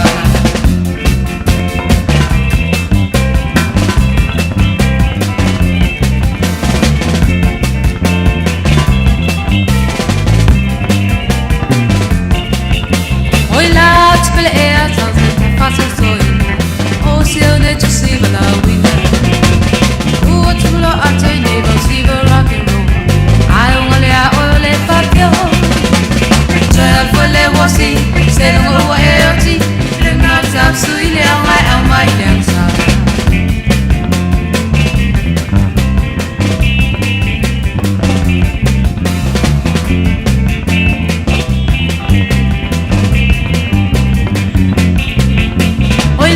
Spele e a so matan vai e poa e na te u fai favale son vale la vo bata ele vale me fa ai tete vale le nana mai vale a yo la fa Twelve for le wasi se lo mo e o ti le na sab su ile ai au mai le sa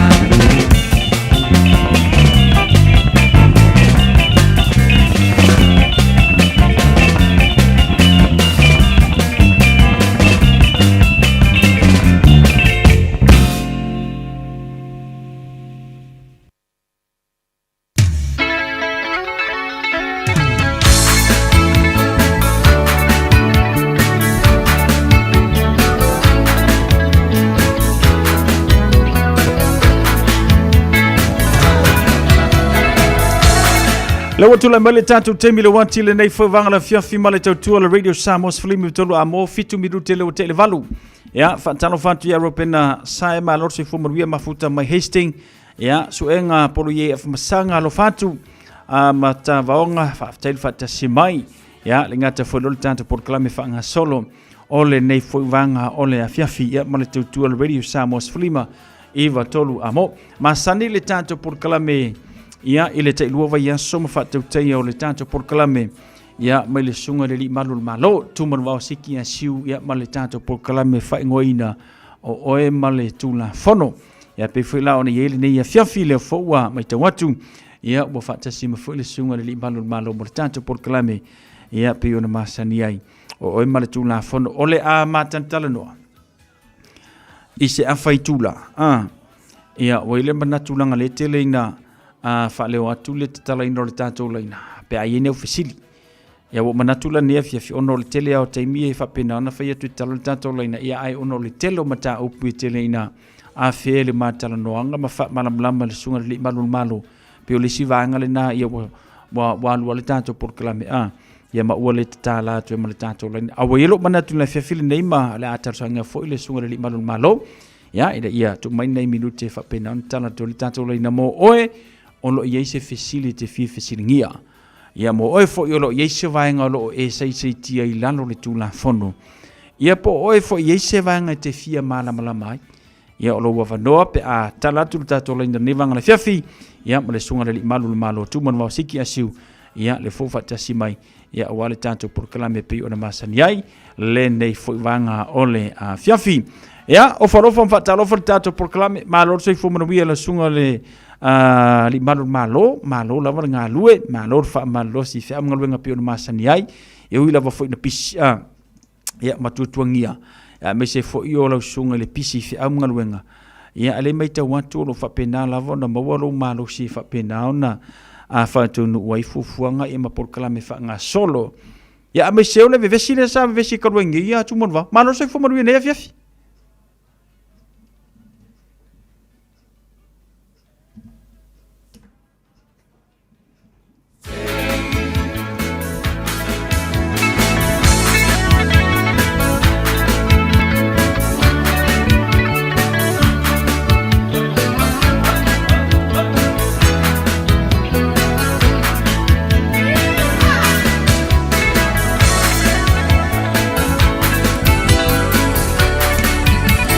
Oye, ngarawa i kau sole. O vai aku sole pe wa kau. Pa kau ai sana mai. Ya, sei fo moria maruru ali nge fia. O maruru, e lo foi mai kia maruru tu mo va, malo sei fo moria ne fia. Sei fo moria ne fia fi sau e fa pe fo anga le tatu tu no pele ne fia fi. Ya, fa ftai le tu tatu mo ne fia fi le ola mal malosi wa fo tatu ina tatu. Tu no fa fe tatu tu no masan. Mo me tatu fa sala ngona ne fia. Po fe lava. O mo me tatu por clame o emra tu la fo ne fia fi. Po ngusila. Po tu no mau. Po la lo se la au. Po farfenga venga foi. Ya, fa fe lo me fa talo fa tu fa to va tatu tu no ne fia fi. E tanto nungolo mo tato tu no se e fi le mu man le lo fole tu ma lo ringa rueri malo tu no va malo fo le nga rueri lo sunga le malo le no ta u ole fa ungolo va yeso sa ma yeso le na ona tu ia sa APC le tato wa Pacifica Festival ai fo lo manatu nei fo inisio o na yalo mata mfana usai ile festival onga ia mai malo le ngalo le malo fa malo si bo mako foi sinapis fo ai faftai we ta wolva ngalesa mai al Pacifica Festival na mato fenga luenga ilasto na I malasa sa o ya inga o marka ko polifest nga mato mata ile festival saina the Lantern Festival le sai fa si pisio I mato be temina me le tato Pacifica ile luaso so o mai lo marka ko polifest mai ile aso lulu se ia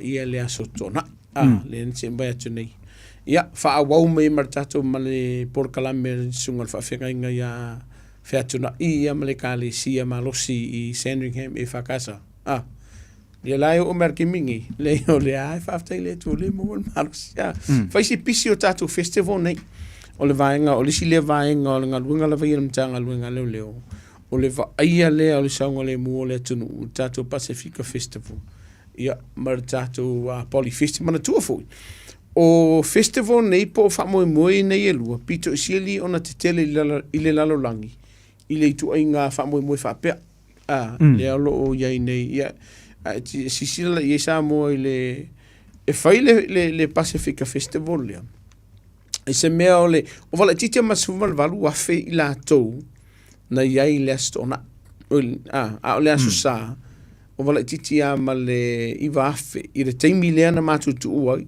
ai masalo anga I ingi sinko I whapopo atu tu mai lo la tatou polyfest le ai la kau mawele vaenga fo lo kau omi Luna winga o le Pasifika la vaia e to tele I tangata matutu tu lo whafunga le tunu mainga o le polyfest po le tauwanga le alu mawhana wao fai last o tele o alu mawhana utala wau mana I o lātou ainga watu fo le whamalo I tātou wa onga sa lautongia I lea fo I taimile sanga e watu fo le whamalo I lātou fo I lautongia fo awai le whaingofie e le whaingofie o le tele o isi a onga a mata I le whai unga o le tausanga a lātou tā pena penanga mo le polyfest le lo whaia e watu fo le whamalo I mātua ma ainga ia e maise fo I lātou le sa o ina ia lātou siva ma isi ai te mai e sa whai ia e maise fo o a onga I le amana ia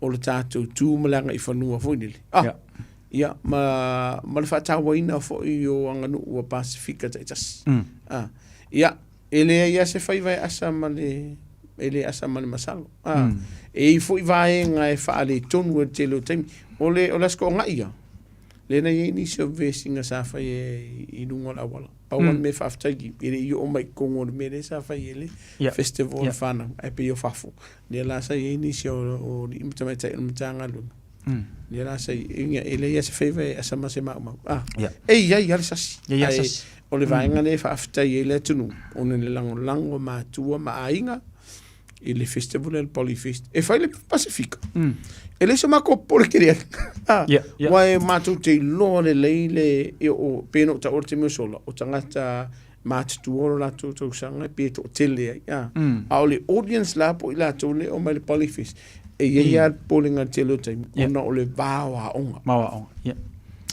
sa mako masalo sal peno ta orte me sola ele se vai nga ele asa se masalo vo le fa fita le nga kupo fa fita o di peita ele o tutun o le swa I me lei ele o ka miki o lo o afie tonu a o tele la wa fa fita o ni o ka miki sa o le o ka kua se ia o le le o nga rusu nga nga ko sila e o se fa le nga ia fa mo alum fa na fa fta ile tonu ile vai ele ku o mai vai ngai nga luenga masani la vai al mtanga luenga le lo me se mato foi pitola le sa fa tino ina mai ele la vai eso a kongua pe o komana ka mavasori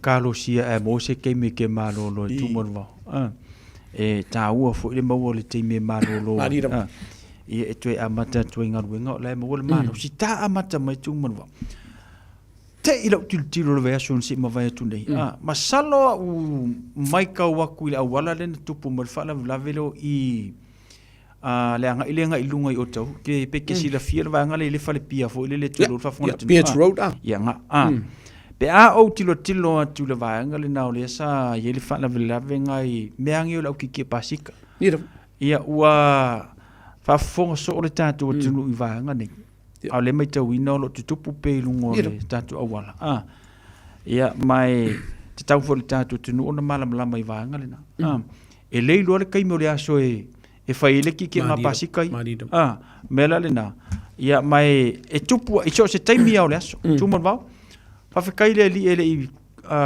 mai mo wo le vanga le ang o vai anga la ver pasika inga ia wo ki ai le li nga pasika wo ko ma le per pasika ai punga ngor si pasika si fai se fa matalanga tu mo va le tu langa le mo le fa fonga le tatu tenu ele fa pe si la fia mo mai lo tanga luenga kai mi le au mai la ki pasika ya sa le sononga sa mo fa fonga le tenu mana tua a e tilo I le tolu le fa o sanga taluai o ka se fa so sa ye vai te mi ai pasika nei e ke minga e mai pasika o le te leia o le fesuia inga o fuafuanga le matanga luenga ina ia tam fai titi ai fa fita au lila I le taimi nei e mo ia lo iai penisi a ua le toi to tele o le upu moni le na ia tātala noa i le whalawe lea pe ona e tau le whiawhiri nei. Sa iei whawhi tau le sa i e pasika le na la vea.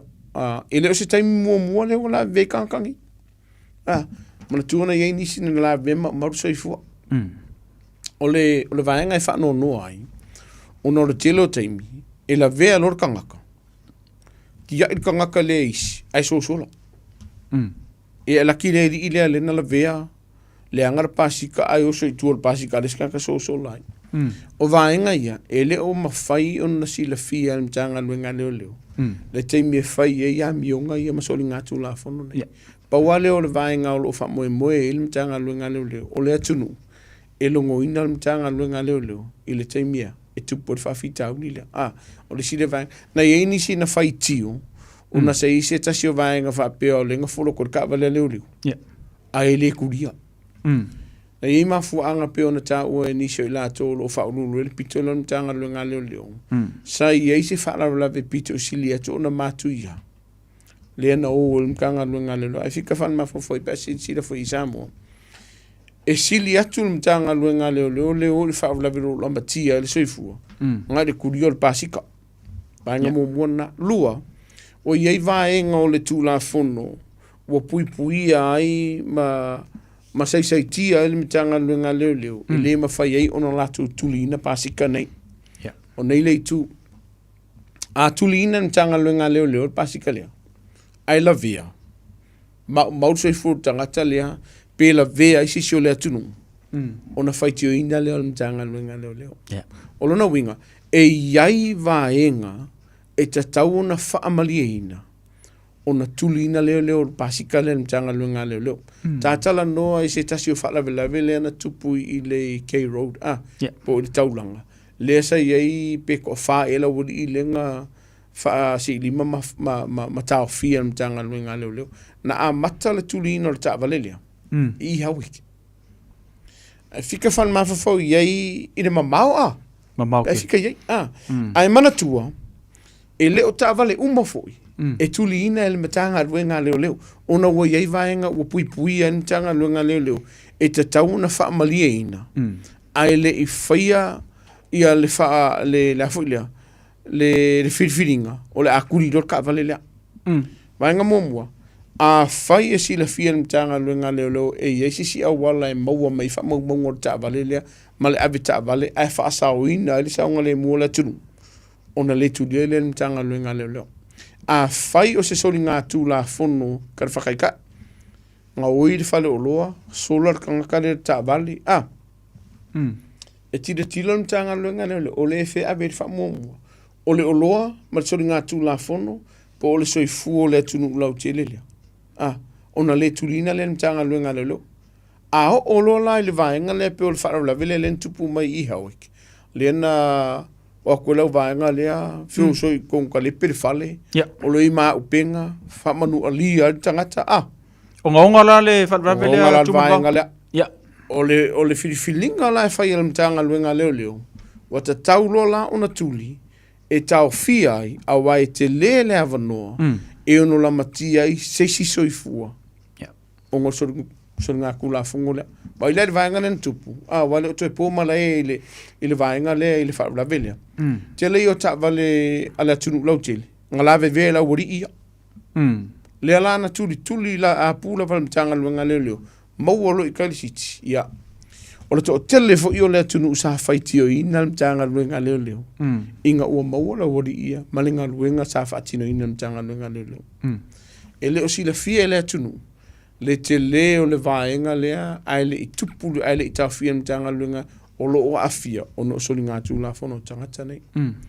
e se lau talawhata i le vaenga lea e se lau o waku e ka oko i lunga lea o le awala mastu ua lima mtanga luenga leo e se lau ka oko ai e te le hustai o le winga lau whamtalanga a whape kuri ka ikan mkanga luenga leo ka oko lo i lalo la awala kui fafoka tu ya ta fota ni mafulele waka kiva o mailo mtanga luenga ya te fa e tu o ni mama loka fa mol usta lo mai foi afia malo o inala ilano de tu la fono wa yai le malo si anga fa tu la fono e fa nga ina mtanga luenga leo e ku o rima ina ia mawhai o na whaatino ina ma whaataunu ina le loka ina oi ma mōria tele o le atunu usa le fie whamei o se vai whengai leo ka ngaka ia ai pauala o leo la whautua nga whamon to e sila le soifua ma i lātou lo lātou saonga le mule nga whai e lea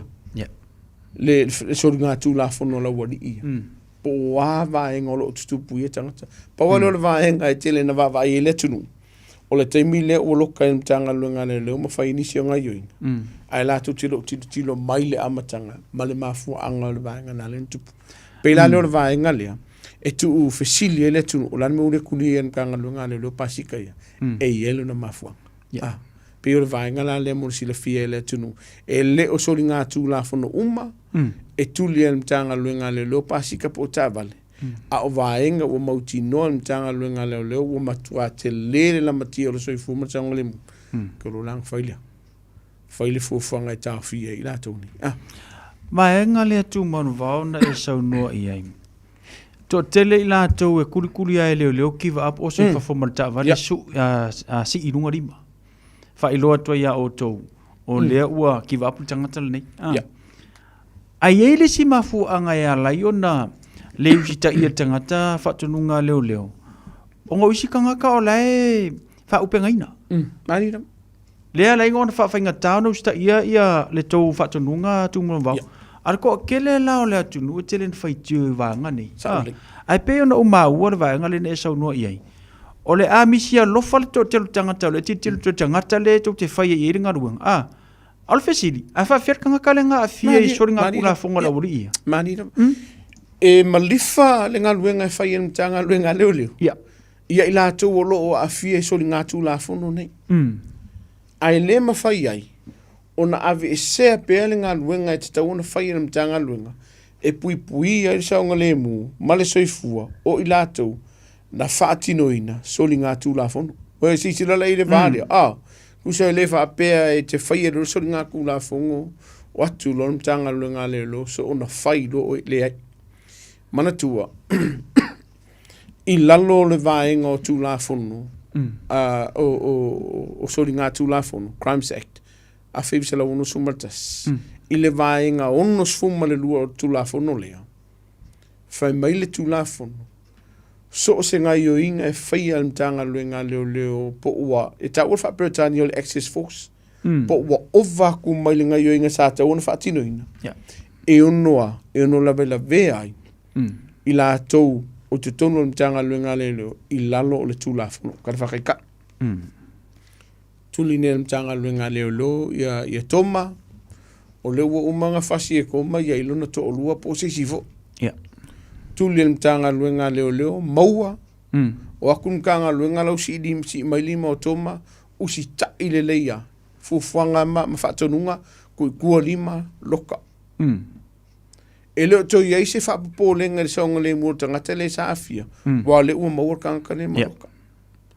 Le ua whainga luenga mtanga luenga leo, le se wha le tonu.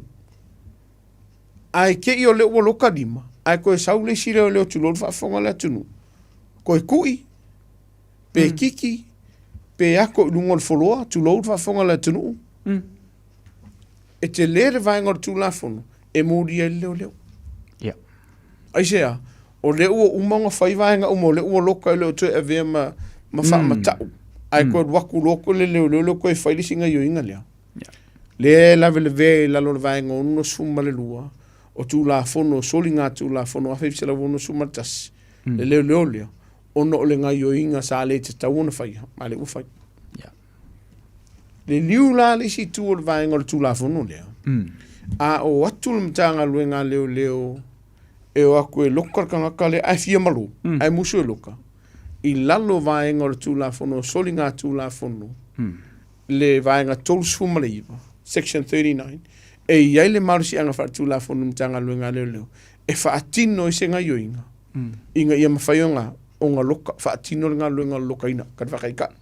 E loko e fia malu, e tele lana wa ai e tūla tunu, wa mimilo lea, e le leo le lima, kam whai e loka. Ona whaitio ina leo mtanga luenga leo peita iane, i lalo le tūla fono, o leo lo i lea, le marsi anga fartu la fono mtanga luenga leo e fai e le vaenga lea pe a fai lea e le ofi manga organka le usta ia tu la fono mfatonu ngam mtanga luenga leo e loka inga longa winga e te le vaenga o tu la fono e te tauna fa mariena ai le fai ni si o vaenga ia pe la le si le vaenga e pe e loa me pu aka le kai mine feringa ia inga le mtanga luenga leo ai misi ako le maka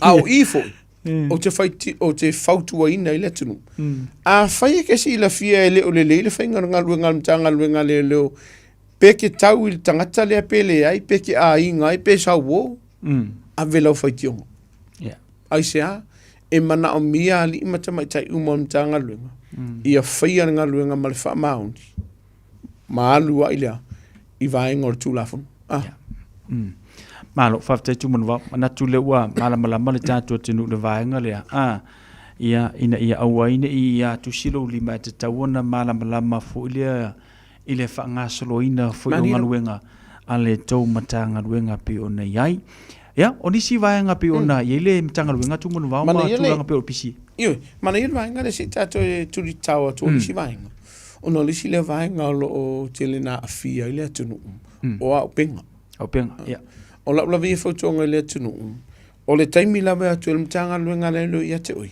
fa mon muli e te taune usta ia fa tunu mtanga luenga le lo pe afe o ia o sianga isi o ia o se ma atu lo fa fonga le o ia o se fana pe o le fanga me ka alo po o le fanga mo o la u fotonga sa mo fa mon muli a o lo ino tu mtanga luenga le leo e fa ia fa tunu ia te oi e se vainga ia mo fa mon muli e taune usta ia ai se a te le o le avanoa i lalo le tu la fono e ono a fia i lo soifua pe ele usta i tanga luenga le a kum kanga luenga le ia o se la au po se ala tu lo fa fonga le tunu ai fia ko ku lalo ele e ma fa yona ma to fa ngaina nisi o vaenga o lo nunga o mtanga luenga le fa tino nga luenga vanga mo e ka ko spray fo le le pepa lua e ono fa ngaina tatu fana wila po le taisa tolu e ono fa nga ina le la malos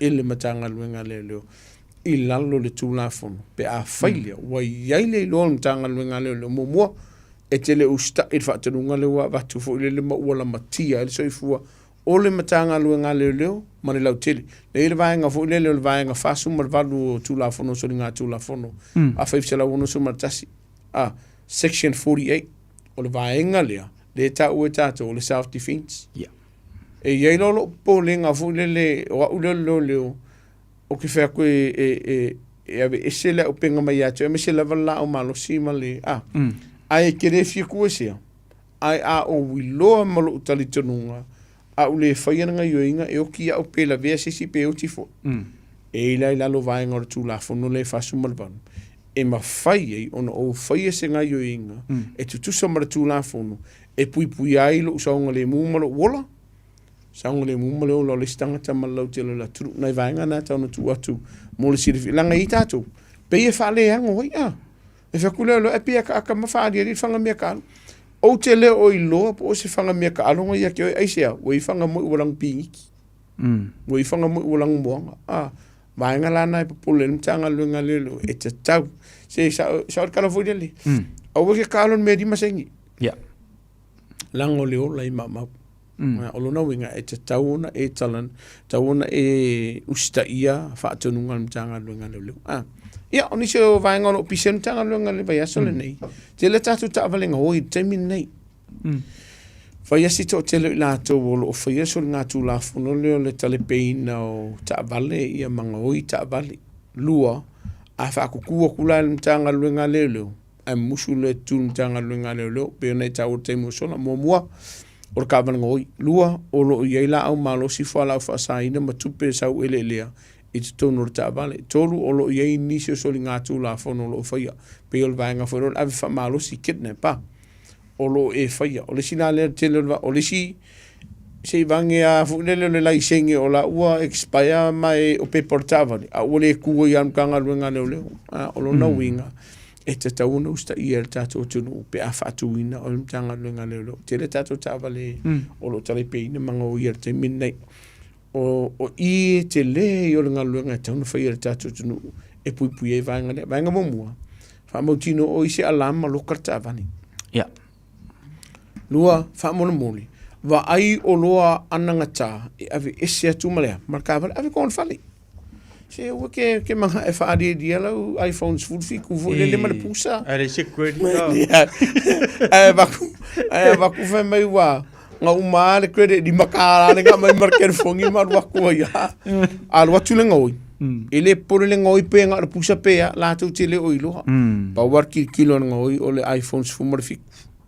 o le laptop o le TV o le ako le ka ki mai usa pe o le ko se kuper pasia ka ko e ave an ngoi fatu ai lo le ngoi o lo ye vai nga tonu o loangi pe ar ke me kare pe o lo na winga tau na whaise ngā lua ngai pui pui ai lo sa mai vaenga ia a whai o ele manga a whai se a whai sau me alo whai kau wha surprise ai fui le lau pe ka ngā i lalo ngofua me ke wea wakwa e sau o koe o rea kingia o rea ai o ki a koa mea o lo na winga wa ai se no whanga fui le e na nā le tuno lo whani a ua titu uina le ta vale o vaenga i e pitu silian ta ua o le si vaenga vai insurance o tatu ta avali awa alu le ngoinga ai alu ka vani e te le vaenga e ono mauai se si kupea ko fa ka usis ka vale fo e si vaenga fo le mfona toili pe vaenga o ta avali u fale anga ina pe amba o ta avali lo no winga Samoa ele moska ku perit fa ro inga dio o company insure a te tauna fail vaenga le ia mo le fa ki e fure ro pole tele fai insure so tatu ta vale o le sira vai ngolo vai o fai si to tele o tatu fale fule le wa mata o na tale peina me se lava tatu pisinisi e temine fa mon mole tatu fai pisinisi lokale le tatu pisinisi Vanya ka ko cameras fo ie po me po akale tau te esele tau vai ke lo penga o se afeta la se tu pete fa alu e fai ai au le tele yo le vaenga e fa sauina ia la o loa malo fale mai ngoi nge tangatani o le si vaenga o tatu pasika o to tele na to lo fai so nga tu la funoni se o ke fai aku sa mo va funga le tunu po iar ka vale family mfing fa la nga wire tantano sa olle fai la u tala ona sa ye se ta se to sanga na suena ise ta vale fu le ka o Lamborghini ia man tu ta lo ta vale ne fe mai ise fin kango anga ngoi kan ngoi ai dik me fa ku mangi e ta o mai ya te Samoa o ka ngakangi ma ko le ya ma fo le ngoi no winga fa ia ta penanga fa ia ngaluenga e fa mautino ai o lo pui pui au metotino e me se la vota to fale ia o le si le vaenga fa mo mo loka ma wata to fa mala ma kioka o fa ia sto telo la ngau o lo vai fo te mine le telo tato misa fo ia fa kala pu ma wala a misa tato pa ki o lo fa ia o le si le vaenga e te tona a vele fa mo mo tato tunu a fa ia ka fa se ka fa fia ma va ai le sa ngole mo la to lo to ta fa vatas o le si vanga fita no fe fine sa fa molo tatu la malus mana tua e yai le fa tananga fa le tu la fon e ma fai ona e umia je la malus pe a failia wa yai so lai sini ai lim fai nga e le mai se la malus si fa nga tu lo fa fonga la tu pe fa tawina ni tu tau foi pe a failia ele o iai so la sine na ini sorta to tunu na bala mai ono wa tultanga luenga le lo ave esela o malos ono ni vesinga fa le ainga e iai la lo tula fono le malos anga mtanga luenga le lo e ma fai ona ve ese ai la o malos ia te oi tu sa pe yelo la sine tu man va au ta yele va nga le we so noi Wai tu ai ngata ma fai ona fatanga ina ile fana. Aftai. O inei e ini sile nei ele pe o Samoa. Ke le ka tate fa longo ve mai fai so pa po vi mai si vanga le ai. Mana tua. E ma fai ona vatule lai sene ia te o vanga mo mua. E te fa nga ina ini whanawhananga fu i ta o le sports animal shooting hunting pe te ale te whanawhana ai pe te tuli ai ai le mawhionga wakuia ke oi pe a whailia mua e le mamalo sua whai tono lea o le malo le sa so ngā tula fono lua o lo o le lei lo mawhawhau e le eise whaara lawe fo le whaapea o a fia e lo mawhawhau ni se o ngase o no winga e lu whaperetania mentally fit o no winga em kwa le a kwa mawhawhau ka ua e le aluaru ka ua kau ki pala o ngo kau whaale tonu mawhawhau vanga whapena tolu o ila tau e le o tango fia whala au whasaina o le tele o isi venga tona whamuniaina ai isi upu whawhai ngofi o se tangata o lo o mamalo na suafa mai so li ngā tūlafono mai le ieni ngasi o le mawhawhau mani si vaenga mai e mana o e whaongaina mōni whanawhananga fo i makuri fo e huntinga ai le mawhai o ngā e loko me se whanga vapia e ila papo wilo ke mga o se i leo o ila papo vi e ila ko ngā ka pisi le i puge koi po fio le fia le mwhai vaenga ia o vaenga ia e te tauna whaamaliaina o na mawhailia o na watulo la sing o la sing e foi le e failau kos failau waonga e o mana faile a onga faisiaki an tanga luenga leo o na faia leo se whaatala tanoanga malou a inga manisi la tau teilo o e wha mautino o lo saunga le mu i la tau mai la o malo sia la e whaonga ina o le lai sene lea sa umar whafonga la tunu wha muli e le whaape ke mau lo lai senge se saulau whakau whanga e avi Samoa e le mwhai e te tauna le stalaina le whana o tu tau te whaanga ina mai o le lai sene lea e mō na o ni usila lava se ia vangana wa i eisisi va le sito e ngā lai sene e te tauna e apalai e mawhai ona ea whaataua whanga e avea i whafo aol vaengana e pulean mkanga ruenga a leo mai la tōlo wa ia le mtanga ruenga leo whana pe mawhai ona whaia sisi ko ngā lai sene e se te tau o le vaengana e iai lo se vaenga wa a fia i o le tūla whono vaenga momua o ni vesinga tono a inga mo ki ngoa vese mtanga luenga leo lo whanga iaki oi whaia se usu engam wha mautinoa pe ono matatau una to vatu whana ia te oi wha pe malula i sengi e iai lo se vaenga wai loa ai wa a fia lo mawhauwhau i ngase ngase kai mira vese mtanga luenga leo lo i sene ma whana lo ia te oi maututau e koe whaia susu ingam wha mautinoa o lo o keiloa lo mawhauwhau anai o koe wha afo ile a whaisi umia vaenga le ono winga e le lei a lea ia le process ma vaenga le o wha ngaina mtanga luenga le lo manisi mtanga luenga le malu ina i wha mautinoa o ila tau lo umia whana o lo ato toa ma le leilo la tau wawa i le ngata le tino a le mawhauwhau ila tau te umia la o marusi mani whaftaia tumun wau o le tūlanga la le nā e te tau na utangia mai e tātou e ke le ngofongofua e aru e apalai mai saufanga ai ia me te tau na sila fia matanga ruenga ia o nganga vaale o e ki alu ia monisi vaenga tumun wau o lau tanga te tala ta telefoni mo nai a minuti te toi ai e se vaenga te fia fesili le tātou por kalame io ne vala mai la ia lea tumun vau ile nei vanga le fia fitoru fitifitu tasili mai vitoru le tātou telefoni pa ia so fesili ke fesili mai ai le tūlanga le mate tala no ai a fa pe o lo e fia fesili mai se mea kau amani ele faia ingi long fa mon mo ele ngi be pa faia ruenga le ngi sponsor faia i va mon na le va enga na te solia le tūlanga fono mana tua o le faio le sia fa polo i kwa ko lo fa poi ponga ele o so tūla fongo va enga le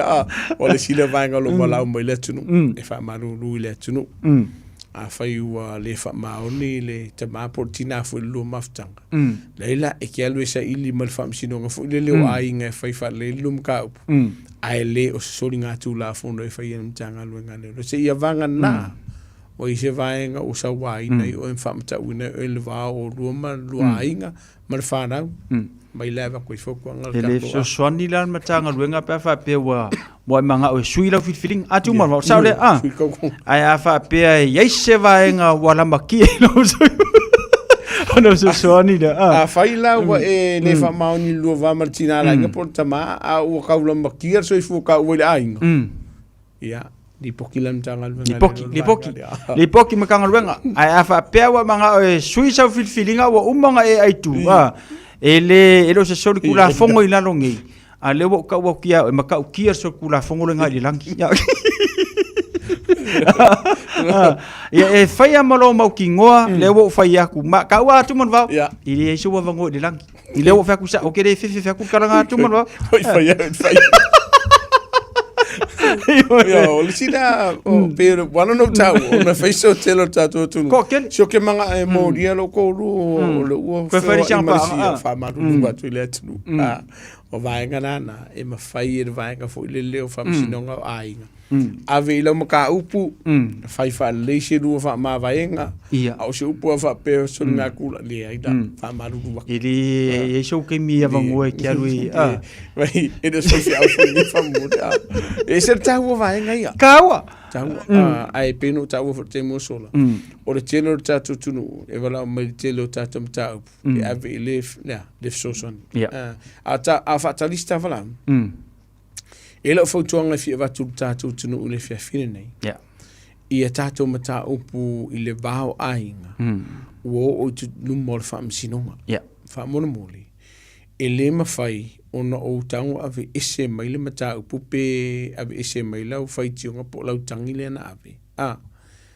Pe a whai ua o le wha msinonga po seisi lava vaenga. O le kaimea sa o lau kangi lumol mtanga luenga leo leo.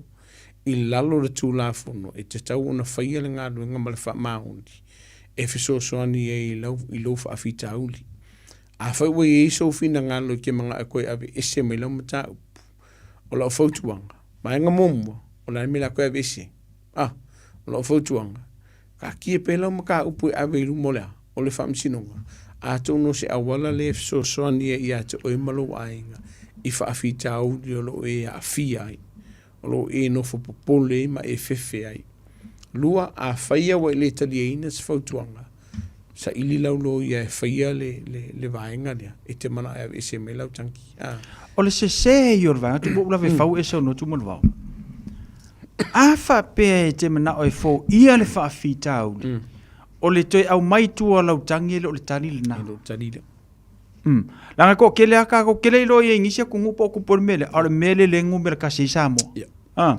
mo le mapo ko tu lo le fa fonga la tu ai te tawon ave fa mo ile sanga le mutu mo vo o le polenga mtanga lu a fa mai ngi ave isi a ki wa ave isi tu lo wa ke fa ai o fa lo fa mtanga ngi ki ufa i walle ai ko kupni fe tayao ai mau i lo so fo o seisio lo ainga pe manu atu nga ono lo filfilinga ke le la fa fika do bainga ole ave ole tangi ma o lu mo fa masinonga o se so soni te le tu tonu la ngato mo te le so son ai sa ka o fier ka kale ma to fa yo bainga ia to i manu bainga lua o se o inga mo ia o le si bainga a tonu to ti mata ile upenga inisio a wala e te tau ona whaia e au o la ale koe whasia oe po ka meki a e whainisio o onga e ave o i tatou a onga fui o le ita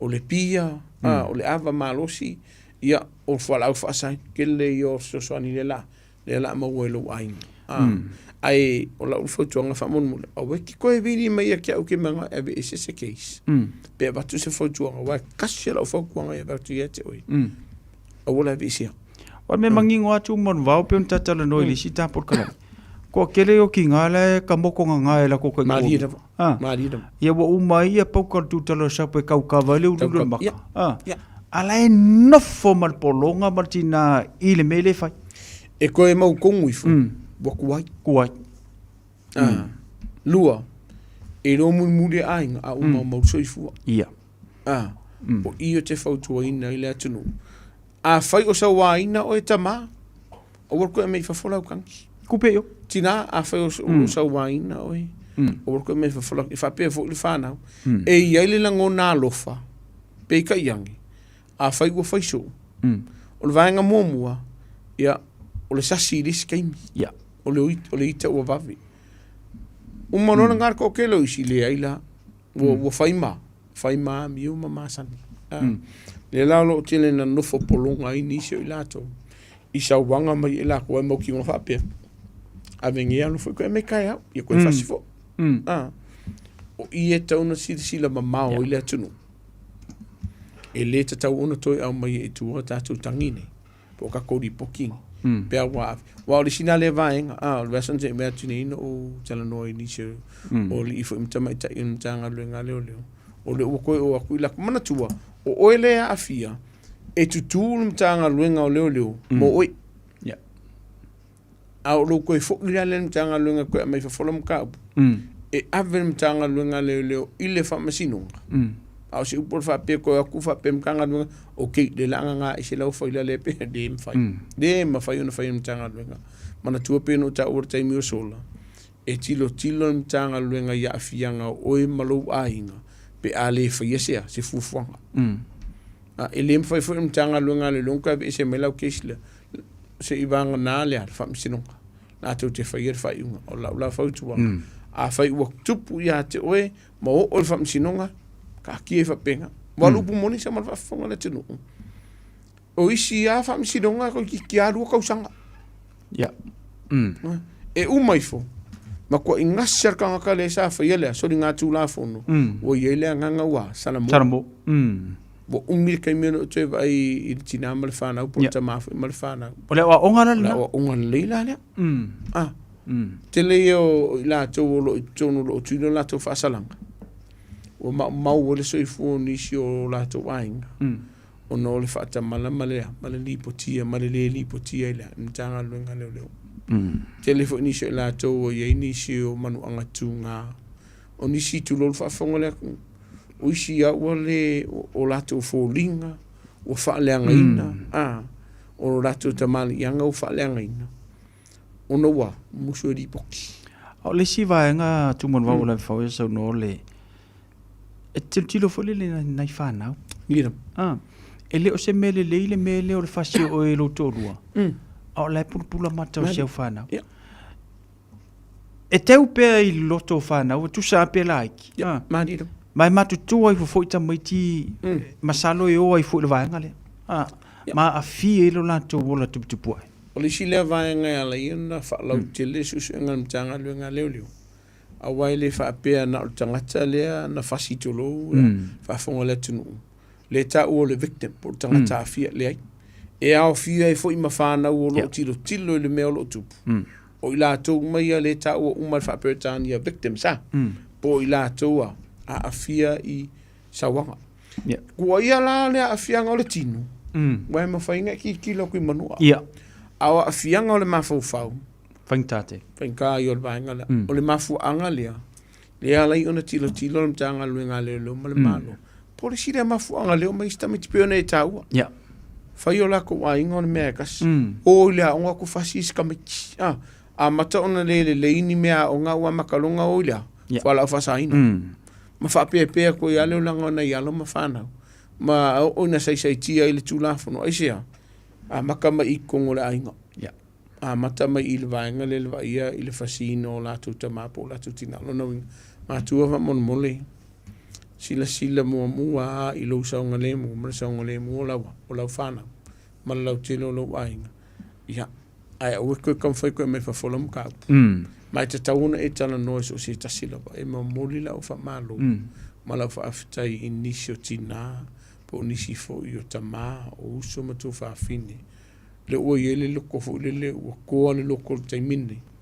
Sa ili se fsoso ani mamtanga. Nisi o lātou, koa lu sifuru kausanga. O lo o whaia lea, lo amo le venga lea. Ai ana le, o isi o lātou, ele o la koe walau mai. O nisi o lātou a inga, o nisi o wofa le whainga ruenga. O nisi o tangata lau te le lātou te le maasani, a le ua di fasinga. Li poki no mkanga, pauleo lea. Paulo la wala leo fasa o ina mai le soifua. Ono na winga.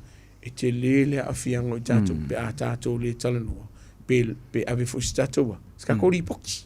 A wote no fo isa mo te minei. A sila I le tello fa fita o le wai. O alo ma whanau. O lo o mai tonua. O ainga. Le upa whaingo fie ma whafonga le tunu. Ainga mare perepe. Te le I o le a fianga o alo ma whanau. ono sawanga lo tupu tonu ai fa pe ko ku vanga le mai ono pino tau te muso o lo ye pele atunu o lo wala me se la vatina fa mon molo ke manga ko e se me fa fola o kangi le o mama ko kana ngole o le me o le la o fautu nga o ka ki ya nga fa fai pe tau manga fa msino matau ma fai na ia mo si swinga le mo e mo wai Mani tau o tere vanga le wa o ili tanto por kala me tina.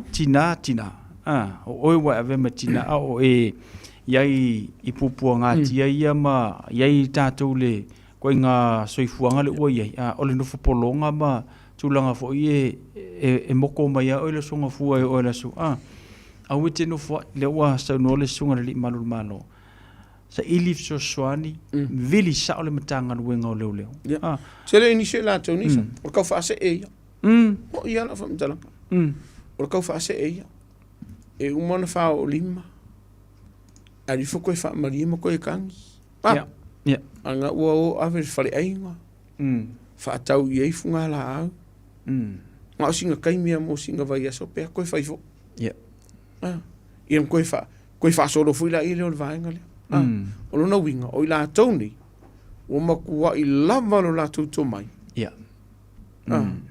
in e fa ia nga yo inga e fa se e ma fa malia yo to fina nga ai follow mai e ku o lo ye le o le ye puli e muso ke aruisi o ila e te tau na fa nga yo inga ai le tuai malo manai ma fa taile so no tu mun va ia male ma nga e te tau na sila fie tātou wai le whapea mai tua ia lautangi.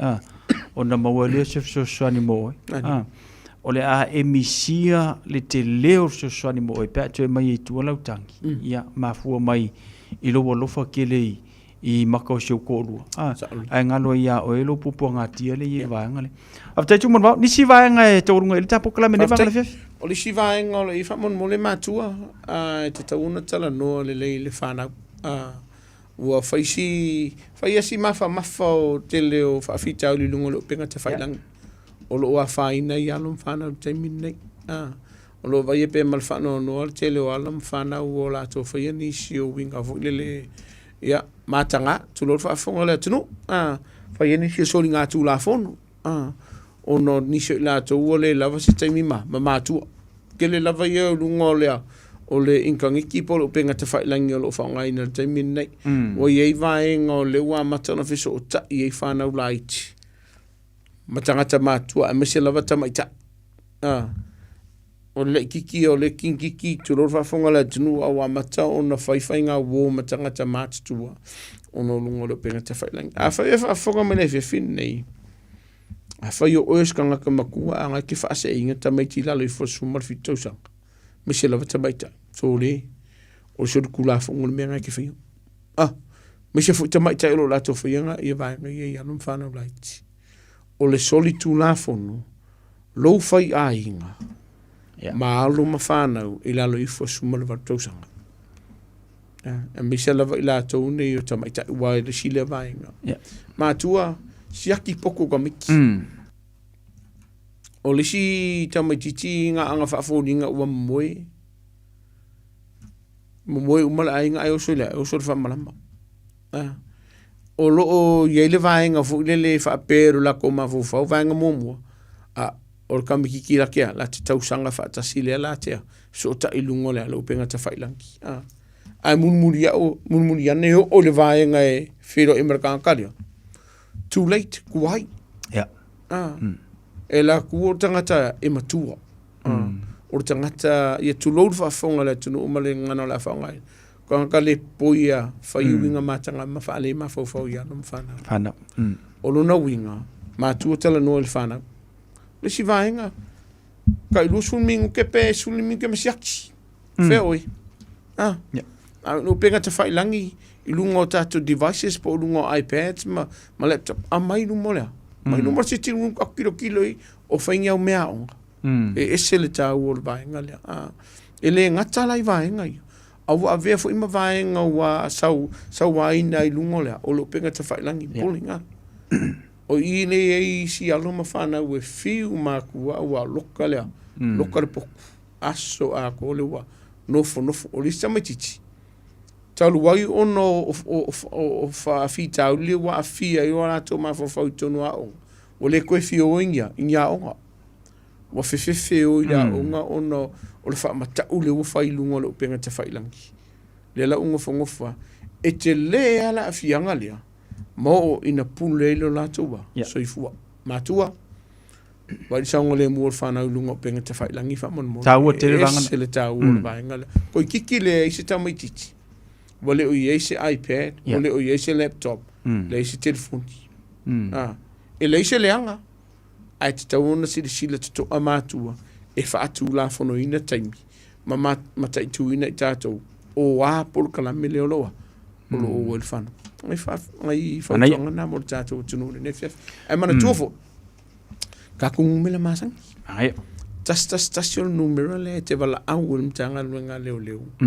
i se fa la fa fo se yo lo tu por termine e de kupu ngafi pe yeso ma fo we un kupu ka ya le ai o lo tu por termine fa so sta i mtanga luenga leo o le tasi o lima o le sile vaenga e te fa so ta i mtanga luenga leo i le telefoni po le upenga te fa ilangi ai mo vaenga e le oni fa fo se o le olo tasi o valu fa iba ele mo fa fa fo sei ai mo so se vai ngala va te fia mama mai le tu la fono mala wo ya ta ba wo le so so ani mo tatu tunu fa manu lula tunu pe a fa te vala o mai ia wo fa singa manu longa po la fo ke pisi nu ngole si le nei tali vala o le tunu e tu fa fo ia tu ala vala samo pa wo le lo fo tu nga fa mon mo le tu so fe au nu ngole tatu tanu mero na pe kama e sa checks ai le fa vai va mai la unga famul muli ole o vai ngai mo si fie le tunu ya ai fa tai mo tato por clame ne fia fisau fa pe fa tato tunu le fa no ino to lao mo to mota ya awani si o vai ngai pui ai lo to songa le mo to mal mai vai ngor tu la fon ele ya se fa vai asa se ma sa o le ase se o la ona famul mole ya fa mangalo la ona e le tai mi potoi ye for the me sasi ye foi ila ondanga le tatu no mana tua ka ko ko fe la ele shiru va yaso o le ok ti lot e faisi fa le tonu le tau le lo fofo mai Samoa vai mo mo le mu ai tele i tu wolo la polo mo tele nga tele sai la tava alfa na fo mo lo wainga o lo fe wa ilunga la wala ya ne fiafi fa ni le tu le sunga ma le ainga di ni fo le tu tato tunu u vai ngo toi fu fango ni va yaso ya tau pule o le si do va yaso pe ke malu lu sa pe lo kam fai vo ya lo fatele tato tunu so ko mo yimo ya am ta tu mon va mo ta proclame ne va la fia fi man ye fo te tele wat mo la me se fa ngrenga ya o le fa ngone va yaso fa so fo ya 24 hours a day 7 days a week Radio Samoa streaming live on www.radiosamoa.co.nz Oso Son, fe o kausinga yau makari ila manga yau lau ka vali fo. La boy amu so. Bag. On enterprise motor group man ka. Wa uso yai kaya wangi. Le yang fakamo e dau fainga duenga. Ai o akuria fi wa show lau ka mai lunga lawal. Wa ma koinga ka vali. Piki apu SUV van. So koinga ka vali ha. O fe for cover. Ole lima ngo fiku Great South Road man ka. Pe vile le over se lau lima o dua konfa. Enterprise Motor Group Manukau. Sa ili, fili, ma ave loa lau ta'avali. Awane emisia fapito ale Motor Furniture, ale Samsung S26 Ultra, lua lima tala ilwa yaso, mawal TV fitu lima inisi, sawar mala PlayStation 5, ile na le lua lima tala ilwa yaso, a faya tifa ilo ile Motor Furniture o le Radio Samoa, na mawa ile nei fa sa longa, o le a mawa sa ne alofa, le Motor Furniture, tuatu si tolu lua Sales Yard Road o tau, tatala ibal taya wa ngai le afole lima, aso mafua le asfarele, aso na imale aso sa, se fulu anga ile afol fa. Tasilima ifatolu amo Radio Samoa. O le naua whaafonga le tātou atenuu le whapaponga le tātou porkalamena pe o ne ele nei vanga le fia ma le sunga le li malo tu manu wao siki a siu. ia pe ona masani le te lua vai aso mawhatau te ia le tātou proklame le nao oe maratula fono ta ua telefoi ia lo sila fio vaenga lo tupu tono matanga ruenga ia mavaenga fo i whapenauna e malamlama iai ia walawa ia le te leo whawhitau le tutupu ia ele ngata i lungo a wala ia whapena fo i tutono na iu tātou ainga nisi vaenga ia la whai ona whalau tele mo le si tātou proklame mo le si lua vai aso lumana yatu ia le fowa taunu mai le tātou proklame ia ile tami masani o le upu whawina le atua le fowa tasi mai an au auna ia mo le tātou proklame whaatulanga ino le nevanga la fiafi ia o le taimi o le filfilinga o le tātou proklame pe o nei ai ia i tawalunga i le tātou tautua ia fiafio aso lulu vai aso te tasul meleu si mai al whaafonga sa paponga tātou proklame o le taimi o le filfilinga.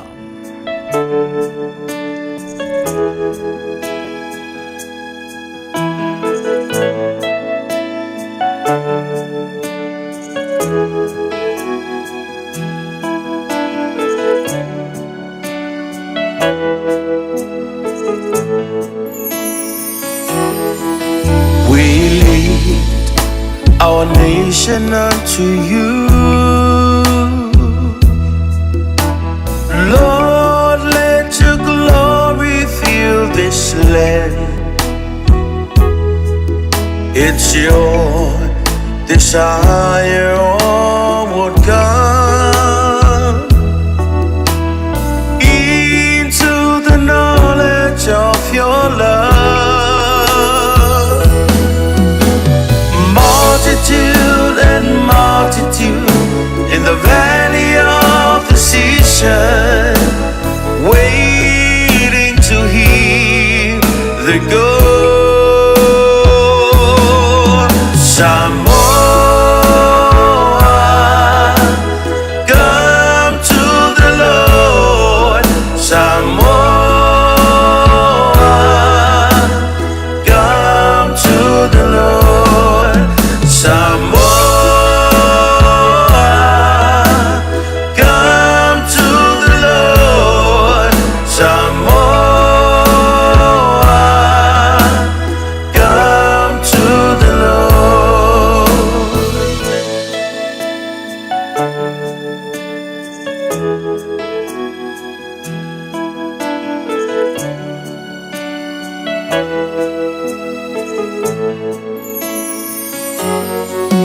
Uamato si atu lele atu nu.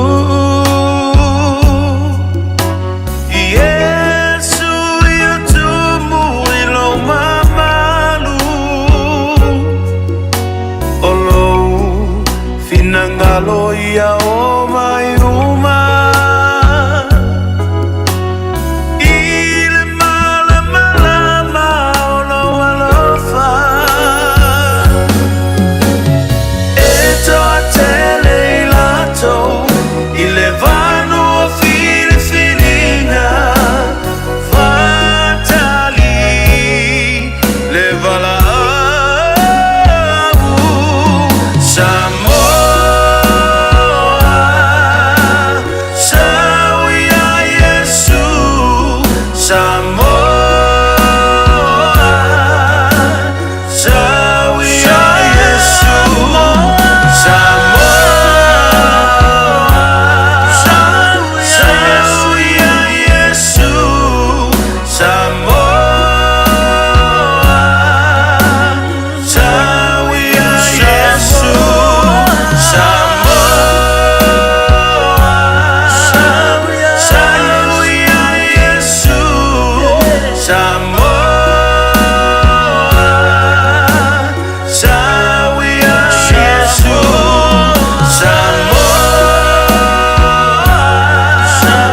Sawia Yesu. Samoa, sawia Yesu. Ia, via le line foi vaenga le fiafi. Ia, mai na foi vaiaso. Na foi aso lulu, ia se ia tini taunu mai foi nei foi aso lulu le nei foi vaiaso. Ia, e le mwhai ala wana whai titi ala vinga i ne tua Samoa ilo nā lofa malo nanga le leilo tū so i fua. Ia, e meise fo ilo mawha tau wa ale nei fiafi le fo maole nei awa no o mwhai fo tātou toi whai loai. I lunga o pe au mga lunga le ea. Ia, mo le whaawina le nei fo i polo kalame. Ia le taimi o le whiriwhilinga. Ia, vi ia i so. Nei fiafi o la whaisi tātou te talo. Ia, o na wha ngā solo i fo i leo le tātou polo kalame. Ile nei fo i vaenga o le fiafi. E fo i lava i ati oe le atua lo lava vi inga e le au noa. O e lava o le atua o atua. E le aise tasi e tusa malau fio.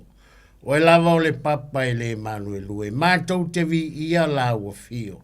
Le atua e a mene o mātou loto i ati oe. O e lava o le atua matau tia e o fofongia. E pa ia e sili ese e matau tia lava o launa mafio. Vi ia oe le atua le nei fo ia fiafi, mātou whafta iatu mai le nā fo iwa yaso. Ia se ia tini taunu mai fo i le nei fo ia sololo le nei fo iwa yaso. Ia le nei fo o mātou toi whailoa i masio mātou atunu i lunga o peau, mangalu o le ea mo le whauina o le nei polo kalame o le taimi o le whiriwhilinga. Mātou vi ia oe walo maua pealo mātou malosi, mātou whafta iatu le atua wa oe lava o lo mātou o la tului.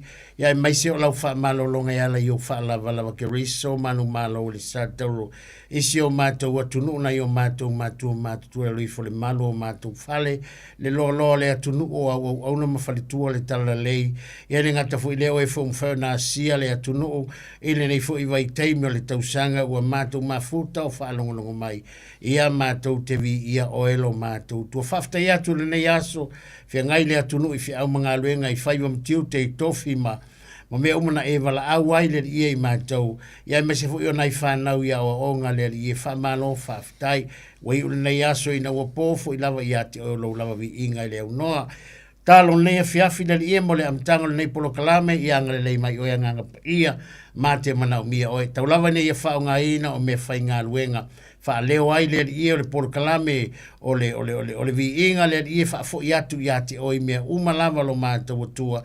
Talo le dia i lau whaunga, whau le whaalongo tapo i mai ale atunu i so se vaenga o le lalolangi.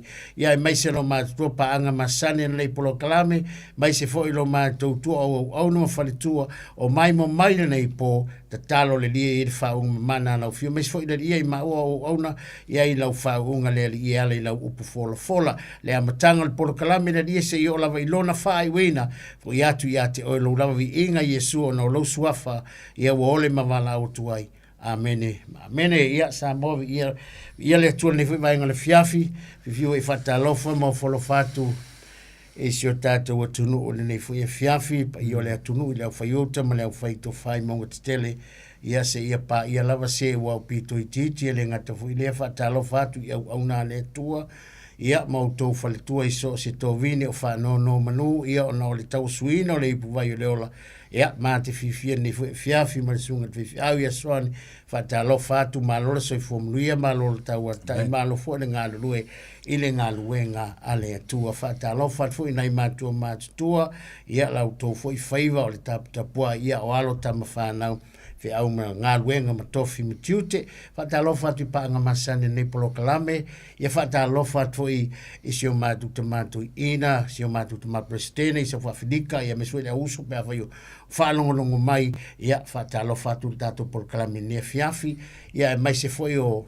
le lauanga i tonga i o Fiki, ia o Pakiskanga, ia o Filipingo, ia o mawhaina mai mo mai, ia mā te fia whatalofo ma o whalawhatu me visi o mātu tamatu ina, mai mo mai Samoa, ia mātu pulenga, ia whamuri ia atu maanga le atu fia whatalofo ma o whalawhatu nei fwoi vaenga o le fiafi, whatalofo le sunga ia sau tātu mafuta le fiafi, me sui lau sunga pasta, māla wale sui fuamru ia māla wale tau atai, ia via Yesu, tu nātu sunga ia soane, ia mo le amtala tātu por kalame ne fiafi, via Yesu. Ja, via le tua le vaenga o le fiafi. Praise the Lord. Ja, tātu o mai fo i le aunga aute ia po le mafu anga fo i ona. Lai ona sawa le vali mai fo i le nea fiafi. Ja, e so soani ati oe le upu a le atua. Amen. Na ua i o rumale. le whaatalofa, ia po whaatūrima fo le nei afia. Isi o tātou atu nuu Samoa i vaenga, ese umalawa, le ise se vaenga i le i o iei le whaatalofa. Ia sunga whaifi au, nei vaenga le afiafi, ala tātou wolo i le afionga paia le tua. Mo se whamalosi mai le mōmua korinito, lo num tā upu mōmua. Ia.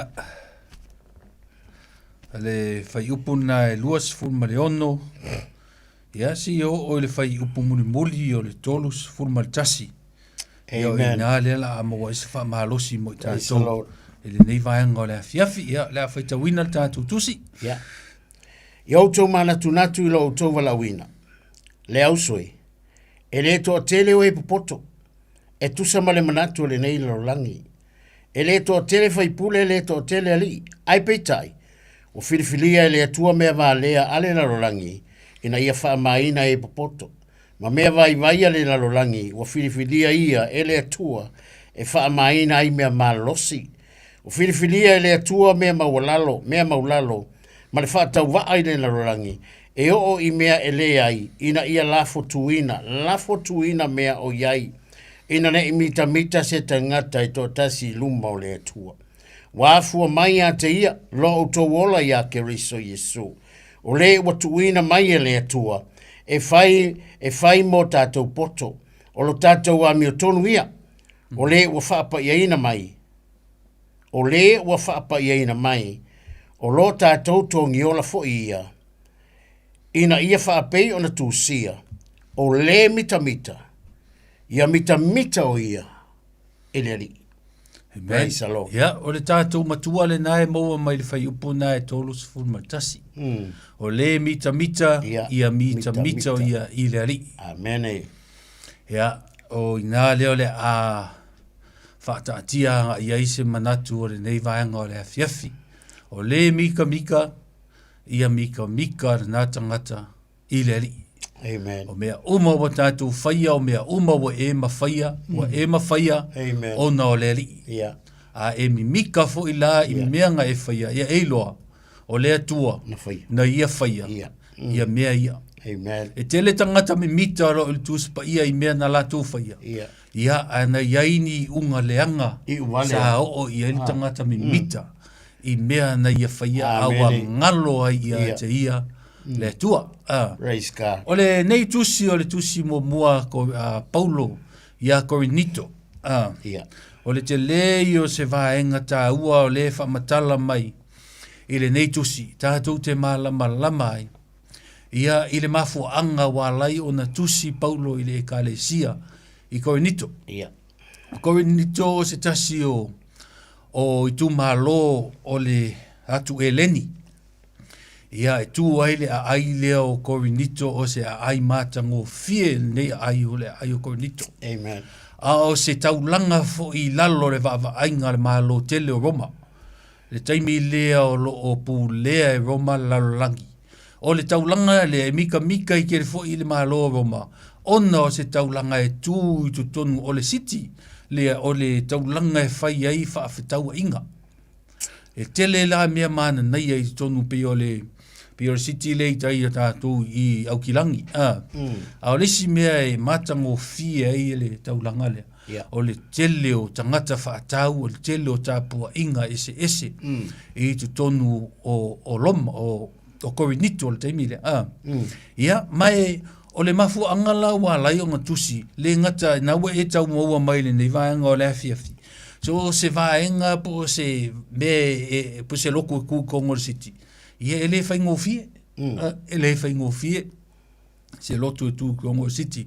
E mafu mai ia langa fatau inga o ina le longa se tu ainga o to nga mea fu e mata ngofie. E fe pulafi e va ai tangata. Ia o I foila ele ngata na tele tapua inga ese ia kua ese. A o iai fo I male tapua inga ele fafine. Ia fa pena fo I ona faita anga. Ia ila na malu ta u malu. Faita anga I tonu I ele mamao la malu ia. Ia male lotu I utaia. ia ma le lotu o ta ua le lotu kerisiano tangata wali liu ese mai le ekalesia po le lotu iuta ia ia a vei la tu ma tangata kerisiano tangata fo ie pasta ua wa tali tonu ia Yesu na maliu ma toi tu e ese mai ai la le mai le tu ainga le ale sia iuta ia ta sia la tu manatu la ia wa nga ole akua ere ia se Yesu ia le la o mai al taimil ne la ia la ile kale sia u ka ia le oi ia kungu la isala elu la ia kale sia la eta po ila tu ile aso masani on la tu po ia la fu eta po ila tu na o le tu la tu te le lo Yesu a tar no la tu ya Yesu yo ta mai kiki iu ka ia fe wa solo yo e ke kala mo ko fe mai yo ta mai kiki no le ku a inga la le yu ka la e la e fe wa solo yo a ke le lo pole mo to wo i foto ka po ia la tu le manatu la tu vo le ta wa Yesu ole mafu anga la le tusi a Paulo yo ono se mana onga na mai le kalesi ele mana onga mai le kalesi se Paulo se so angi mai nei le lotu pero so angi mai lo ku kele le au kau le tau le ia tangata tau fa se wo mai tono le lotu o tele le au tau fa mata o fa nguku lua ia o tu fo ie o le farisao o le vanga fo ie faitaanga ia ko mai ko molu ko o farisao ke le mawanga ese wa me fo ina na mo wa ina le to ko ni tum ta po sutas na mo wa fo ina le tu ma le anga na fa tongu wa e Paulo le kale si fa mai ko mai faingi veo o fio ko uru aisa langa fo ie ese le sikapo inga e longo fiela ta po inga ale o kevisiano e ulu atu e longo fiela fa fingi kevisiano e ulu ko le fo file ulu le fa pulo le fa pulo le taimila na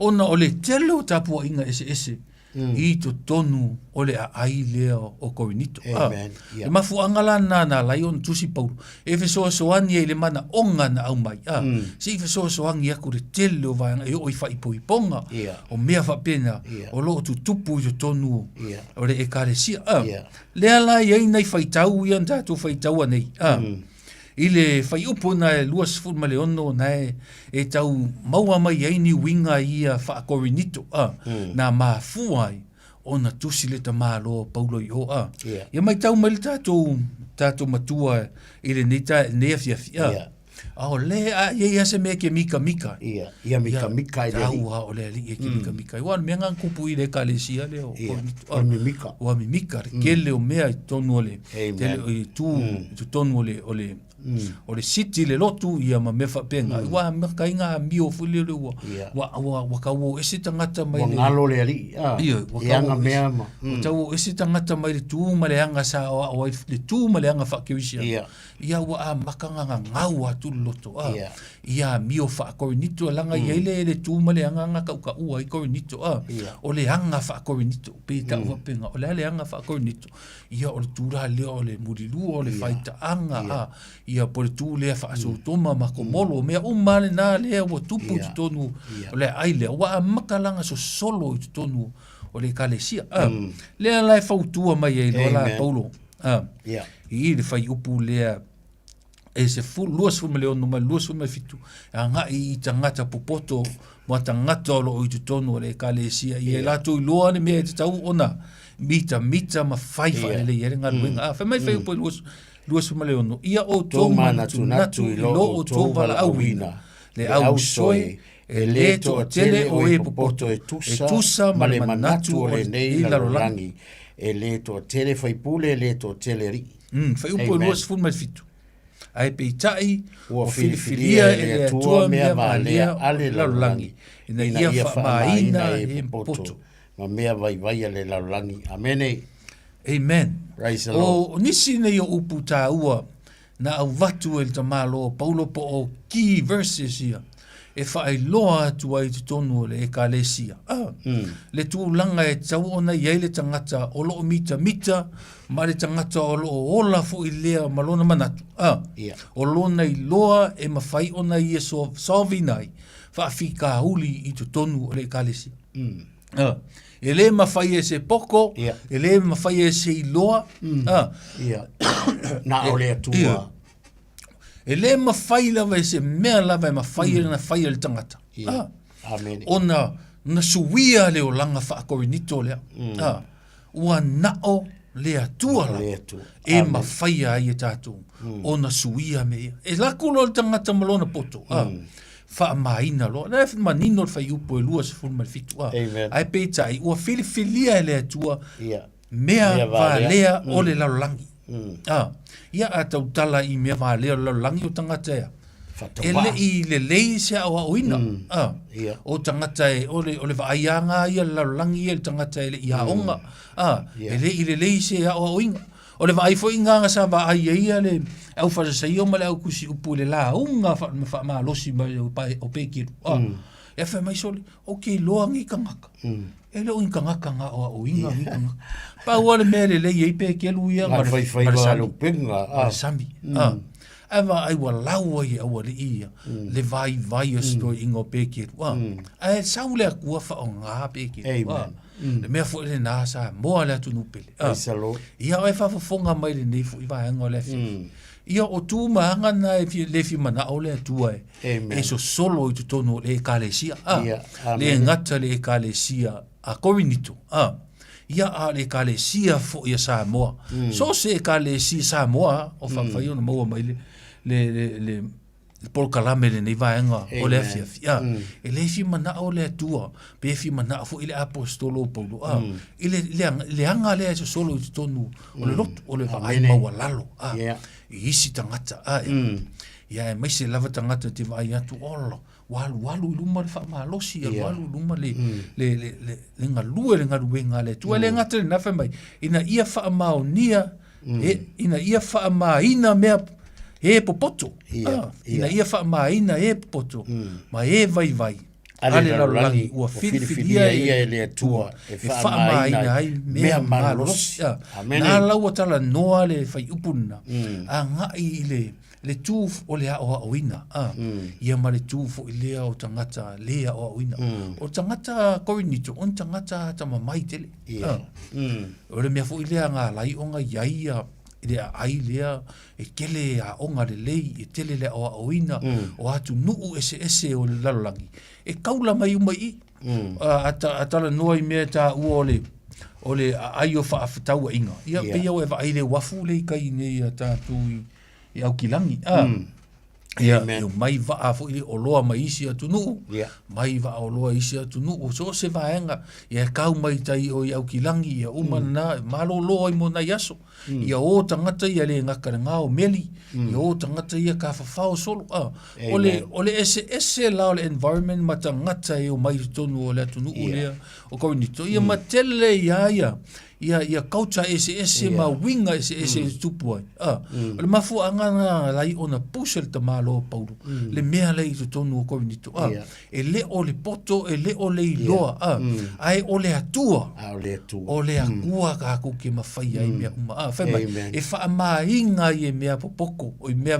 lea mea popoko langa fo iso si tangata e vai vailo na o auina e wha moe i lo na wha moe o le atua e wha moe anga mea uma i le atua. So si tangata e vai vailo na o auinga. E iai alonga wha moe. O i wha moe.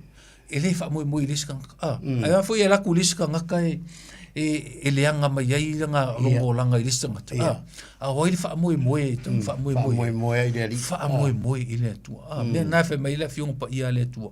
E wha mainga ia mea popoko e mea valea amene mai foi le fai upunga e luas fun mal valu salo o filifilia e le atua mea mawalalo ma le whaatau wa ai le langi e o i mea e le ai ina ia lafo tuina mea o iai amen o lea letara noa le fai upu lea i mea vai na te lafo tuina ia mea malolosi amen mea vai nei o mea eva ai maua lalo ma va ai whaatau va ai tangata. Na whao ngā ina li tangata o Samasoni. Le afungi, le po ngā iwi o le asingi. E whasi ia au. O le mea vai vai Fa kau wa nga me. Fa kau wa nga me. Nga kau o te malo o Samasong. Singe ia ponga i le asingi ia. O mea le amanga ia, e o mai tangata ma au fanga, e o mai ma au, e o mai ma sa pelu o a lava, ma kari pupongi, e laku Samasongi ma lea. Ma le au vai o le asingi. Ma i oro whalangolango i le ni. E kau ere kaua. Tu mai a tā vita, o le ale mea sa kau ere kaua ka vika. Mata. O le maaka. O le mea sa whao ngae, e sasa ai makuli ai mangu fi ai le vao ke mio, o leo i mangu o longa ma. E ngā pingi e ka vika sau. Ia e sau ma le mea ngā, ngā sau ma le mea whao ngae fasi ai mangu, e mai fasi ere ka ngaka la lesa. Vai e ofo le ango ma le sau, ma le mea o le whanga me mei e whanga aile, e whanga aile u losa, e sau whanga aile ka ngaka o la le, sau ma le sa pelu ma lava mea e sau maltanga to e va ai fa tau va ai mea ia le tau tua le fi pa ia le tua yo fo ila ia ti o le ti fa longo mai le fi o le mana ia e tangata oi e kau au na e manatu ai fo ilia e sa o kangaka amene e ke me ke ma fo fa wai fa pe pia sa o kangaka la wa o ke vai ke le mawhaia. Amene. Ma mea tau tailo mawhawhau, mai mawhawhau e whapea o ke le mawhaia se mea. Sa moa la tunu pele, e whaalongo mele ni e fia, whamai la whionga pa ia le tua. E whao ngā ina le tua mea whatau wa. A whai e whatau wa ai tangata oi, le la tau ia te oi le fia whine, e le whatau wa oi luma o le tua. Amen. O le atua le sa whaia oi, le te whaalongo mai sa moa, le tama, le teine, le whaalongo mai, le e tō anga le aonga ai vai o le tau ma whai le ngaruenga e whaingata, whiu e se ngaruenga. O te whia tau ia te oi le fia whine, e le whatau waa oi luma o le tua. O le mea nei whia manga o le kua ia ki oi, e ke kakalo, wala au i le tua. Wala au i le tua. O ia na te tali whaariari ati oi, i mea uma. O le au tūro le nāre ne ia fia, e wha maina mea popoto ea. E le atu aisea, pe a whai e wha maua lunga, le tangata o nepuka nesa na wha maua lunga i lo nei loa, ma mea na i whai wa ai a kuru maka ngō fia le a ai ia le almena tupu, ia sa ai le vau. Mea na sa mua le atu nupele e tātou loa, o le atua le tātou te au auna e, o le atua na te mawhaia mea. Lau sunga tālita. Amene.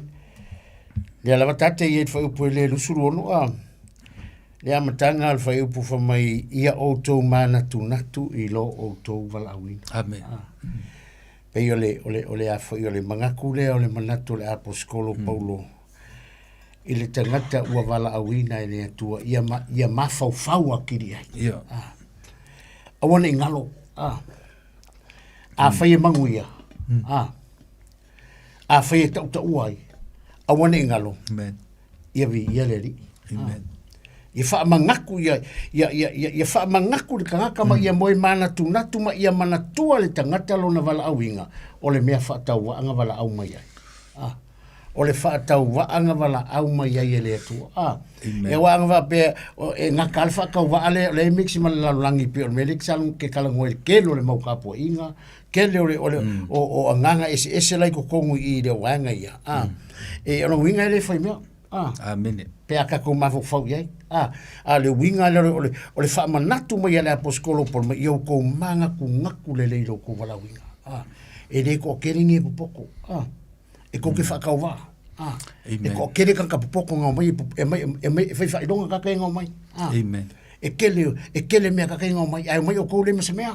Ai whaafekai i le kua o le kunga wala winga o kou. Amen. Pi un falon no le afule, pi ona esa no ia petiu, ia ka kuma fo ngakala. Pa wale le menga ngo ka ka fia va ia, o fa longo ko ulo ka ngaka. O le fa longo le maka kio va venga le ko kupu va venga, me la ngai petiu ma. Ai fa mai Paula le menga manga oi, menga fio vai. Se ele ka le kongu langa o ka ka nga fa o kala anga o ka ka ele yo nya unga.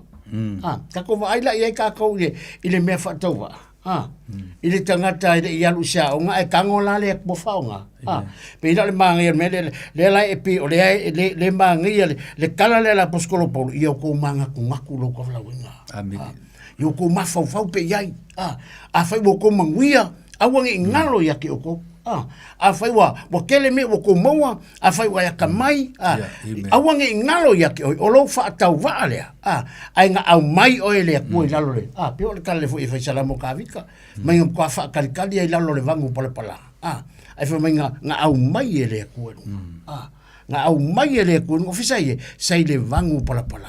Au mai ai le mea whaakau waa, whaaku nga vai rungo le papa, whaasavali nga vai rungo le papa, ma ku ia le pese fau ngutu. Ai nga au mai lalo i le mea whaatau waa, i le mea ole vangu palapala, ole vangu anga sala. E le fia ngofo i sisi, ai vai e kako i le yanga le atua. Vai lai kako, me langa le pe ole autua kako mka aupu mai, ole mita mita. Amen. Ya e mika mika i renga wala winga oi. Ya e mika mika ya e moi manga ku ngaku le mea lea. Wale pe le wha mangaku mai ia, wha mai ia auto mana tu natu i lo auto wala winga leo soi. E le ko kele oi papoko. Whalongo. E le ko kele oi papoko. E kusa ma le manatu le neila lo langi. E le to tele vai pule le ko kele ai pe tai ua filifilia. Ai pe tai o le akua, ai pe tai o le alofa o le atua, ai pe tai o le amanga ia le akua. Ma wala ia kako le mafua anga wale ngai manguia. Whalong no me fut ni por kalani. Le mafua anga whapio nga wa sapi le manguia o le atua. Alleluia. A whapio nga wa manguia i le akua wa manguia. Wa whailo ko lua whailau whangau wa ia kul makau kia o mera. A walangi ngalo. Ia e manga ku ngaku o le akua nga walau. O le akua yanga mea uma. Me langa fe mai le au kua ka kumkapu. O le mika mika. Ia mika mika. E le ari. Pewa marikala le kua ia Yeremia ka o ia Isalairu. Awal mika mika le kanka poko lunga poko. Awal mika mika le tangata malosi lunga malosi. Awal mika mika le kanka mau oloa yanga oloa. Ia fai mika mika. Ia mita mita. Fe mai ia mika mika onga oa o le fai le alofa. Ma le wha amasinonga. Ma le ami o tonu. Amen. E matautia. Lai ni makau kia o le. Ia o ai kākou. Basta. O ai kākou wa manatu ma iai le akoa. Amen. Le kala le whai mai. E le to a tele ni e popoko. Ai au kou manga ku ngaku la le mea lea. Manga ku ngaku i menga wa i maua. Manga ku ngaku le malosi. Manga ku ngaku i le ola. E le ai masakako metasi. Amen. O le kua anga le ola. O le kua anga le malosi. O le kua anga le wha malolonga. O le kua wa umi alo soifua. Amen. Praise the Lord. Ta kua wain makau kia o le atua. E a menge lo loko e le matau tia ma le ofo fongia. E kako ke fiu e whaini mea e ofo i le kua ngi mea kako ke whaia. Sorry. E le ofo le kua ngi mea kako ke whaia. Ai vai kako le manatu mai o le atua le whatau wa. Wha longo kaka le ko ulu kaka launga piki.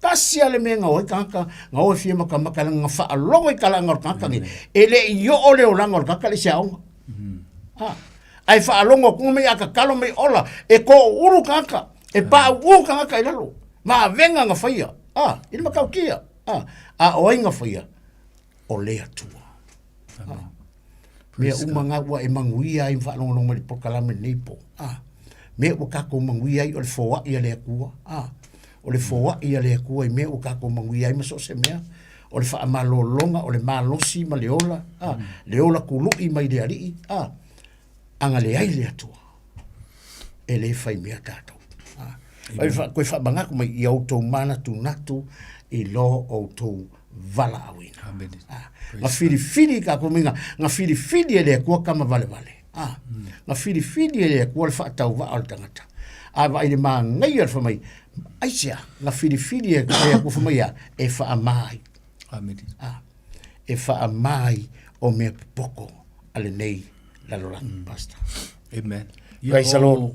O fo laulau lu sa. Amen. I va ngara fi. Ia o mai lu ma fo fa le mele e lo se mele anga le mele pokto. Ia. E lo se mele anga ni te o e fa longo mai le fi fa pe. Ua whaaleanga le poto. O le poko le mea onga. O le poko le mea le lei. Ai maua le poko o le mea lofa mai le tua o lo poto ma le awa oina. Mai le tua. A le mea lea o ki tau wa aia tua i tutono le tala. Lea tātu te whaita wina le fiafine. Amen. E iai le mea leanga le tupu le tangata poto. Pi e fōlinga mai ua whaafia poto. le tangata poto, e o le tangata malosi, pe ua maka o ngā, fu lele mo fia whaalia lia i longa malosi. Eme, pe ila o le au ngani, le apostolo i, e le o le poko, e le o le malosi. A o le atua. A o le atua. E wha moe le tangata poto i le atua. E wha moe le tangata malosi i le atua. Ai a whai e le wha moe i le atua. Whai mai le wha maina. Whai mai e wha maina le mea vai le mea poto. E wha maina le tangata le oina le tangata oina. Wha maina e mea vai o le soe fuangane nei. Mea malo losi o le soe fuangane nei. E ma fai e whai mai ole o ngā kaua e whasia ai au. Sele firi. O to inga mea nā le tātou wawa ai e le fionga pa ia le tua. E ma fai e mea vai o na whaatu i laloina. Le poto ma le o ina le neiso e fuanga. Pe a fai e wha mawalunga i tamata. O le awa o ngā tā ua la lea e o ngā tusa ma le tātou. Ma tā upu po le tātou autu. O le mita. Ia mika i le atua. Mika i le atua. O le poto ma le awa wina o mea mai le atua. O le malosi wha a fo wina o mea mai le atua. Nā e fo il tuspa i au me le au ni mea le anga. O mea o ngā mea na. O le whema i si ia e apa au e pei o le a. O le aeko. Longo winga. O le malosi o le a. O le mea lofa mai le atua. Whema i fo o le poto fo ia. O le poto fo i o le mea lofa mai le atua. A se langa Aina, amene. E oki e la le mea kako i. Ia, amene. Praise the Lord. O le tu langala na ia. Pa fai tātu te. E eila vaenga tā ua e lima ia e tā ua mai fai upu e. E tolu se fulu, si o fai upu e tolu sumantas. O mea la ia a fai e ia te oe me ia. Le tangata e whaalango i le tua. O oe ala champing.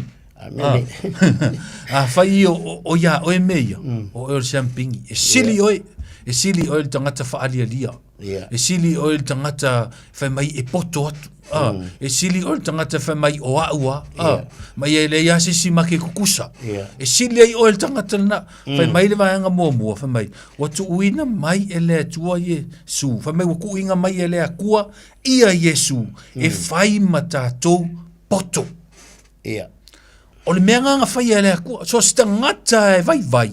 Si tangata e lea iso na maa losi pe lea o inga. Whai mai. Mai la lea fionga pa ia lea tu whai puna korsfon whai mai. Waku uinga mai e lea kua ia Yesu. E whai ma o tātou poto. O oe la le tangata vai. O lo poko. Po o lo hope. O Yesu ke viso. O le mea lofa lea tua. O le mea lofa lea kua oai. O Yesu. Ringa le Yesu le poko. O le mea lofa e wha moe iai, e wha atua iai. So se tangata vai e wha atua i le suafa lea. O na ia mawhai lea, o na whaia se mea. E le mawhai o ngā kako whaia se mea, se tangata e wha lango i le atua. E le mawhai o tātou whaia se mea, pe a tātou le tau napa i le mea lofa lea nā mai i le atua. O Yesu. E ka ua ke le la. E ka ua ke le la. A whai fo i lao e nofo mai le nei afi. O i lava o e whaalongo mai ne afi whaalongo atu a mata o na le aiso malosi, le aiso poko, o a mata o a leva te le o toe alu ini me ta o ni a onga po alava. Nai sa ungi lau interview lau ngaluenga. O lai sa ungi lau walu po fere me te alu ye lu te whafsa ngai ma se pule. Iau te fia ta ula ia te oe la fia file nei. O le mea lofa lena tu ina mai e le tua. O Yesu. O lo poko rena. Let Jesus talk through you. Tau tala ma Yesu i to tonu i ate oe. Whatanga le upu. Whatanga le upu. Amen? O le vaenga longa lua. Vaenga longa lua e soani i le tangata o loo whapena na whanangolango i le tua. O loo tātou a mio tonu ia. O le a mio tonu. O lea tua.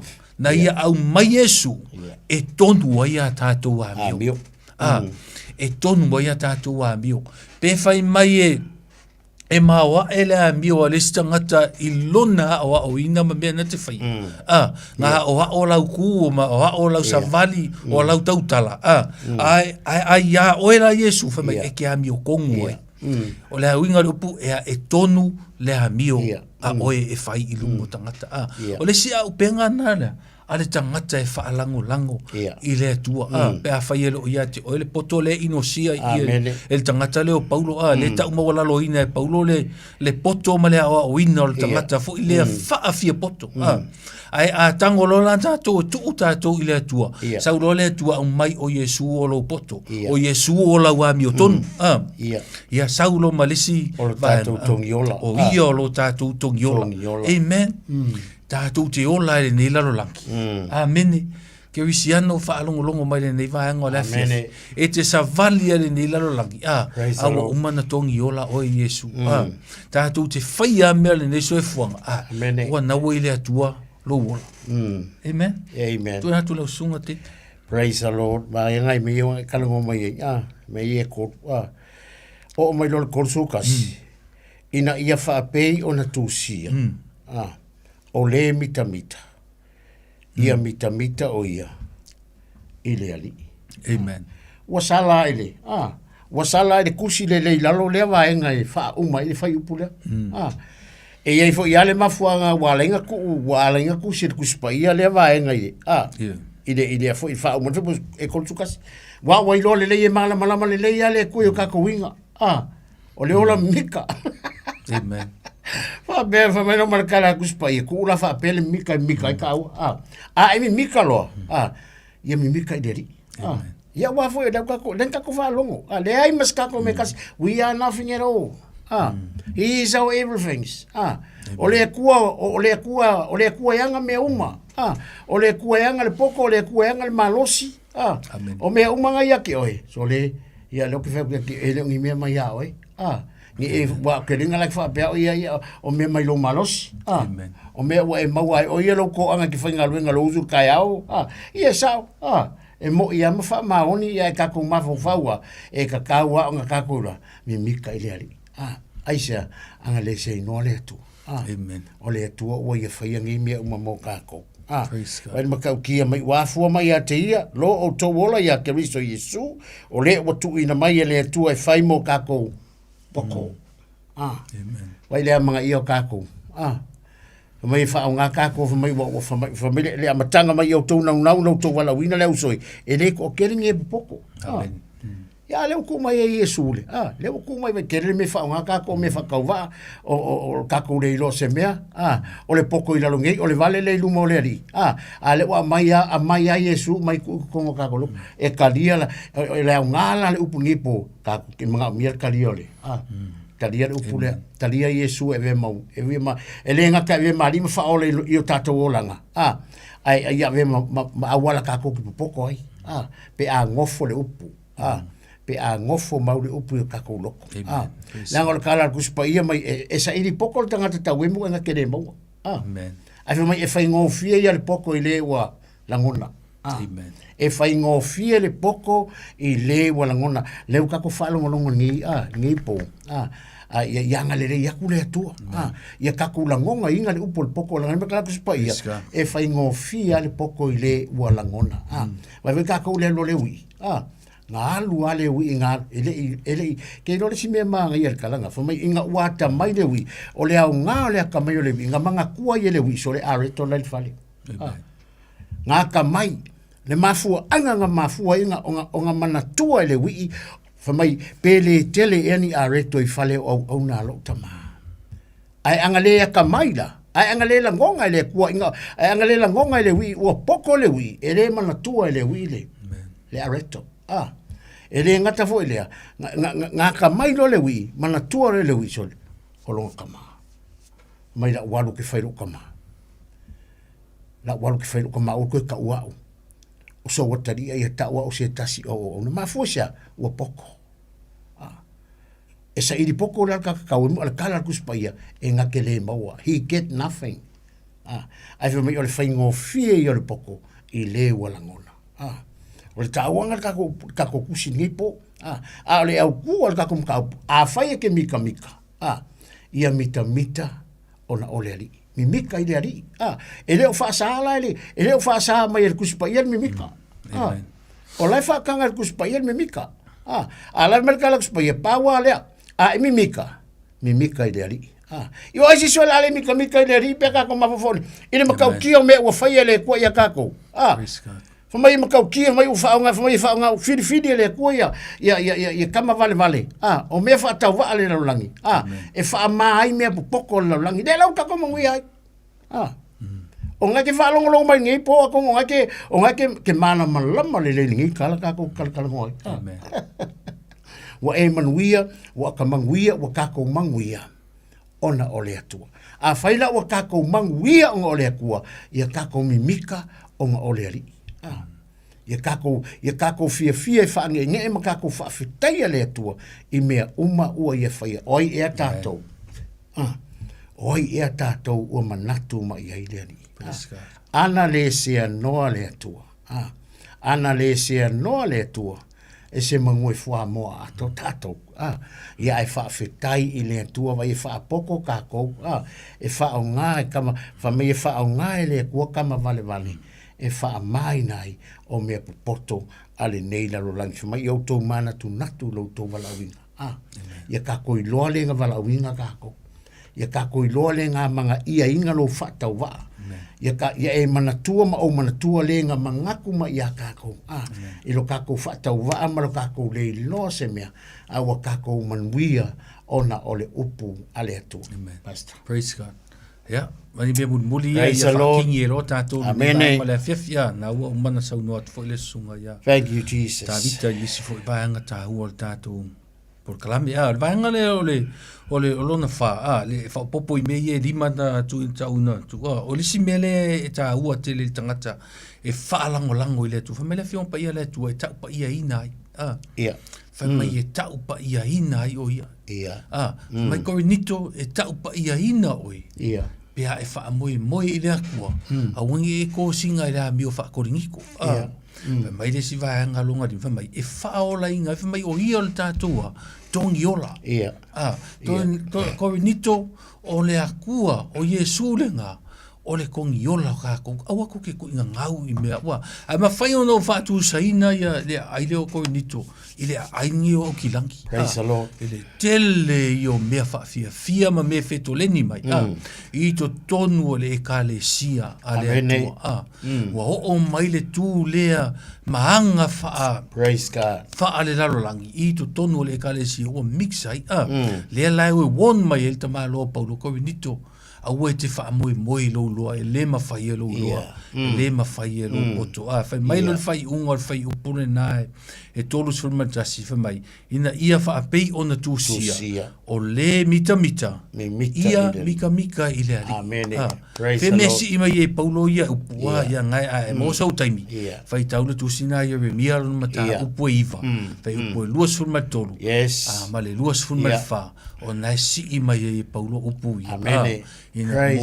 Mo lo le lei sa mo la tu nu pele o le mele lei a cornito e le lei fo ia te o le afile a fai o fautua le apostolo ia cornito mo le lei o cornito sa mo la tu nu pele o e fa longo mai e le tu musu o le upo le tu le nefi a fai le tau ona fa mo e cornito i lona ma lo si mo lona i lo e fa pe na fo tato e te whaalonga o kau pālo poko.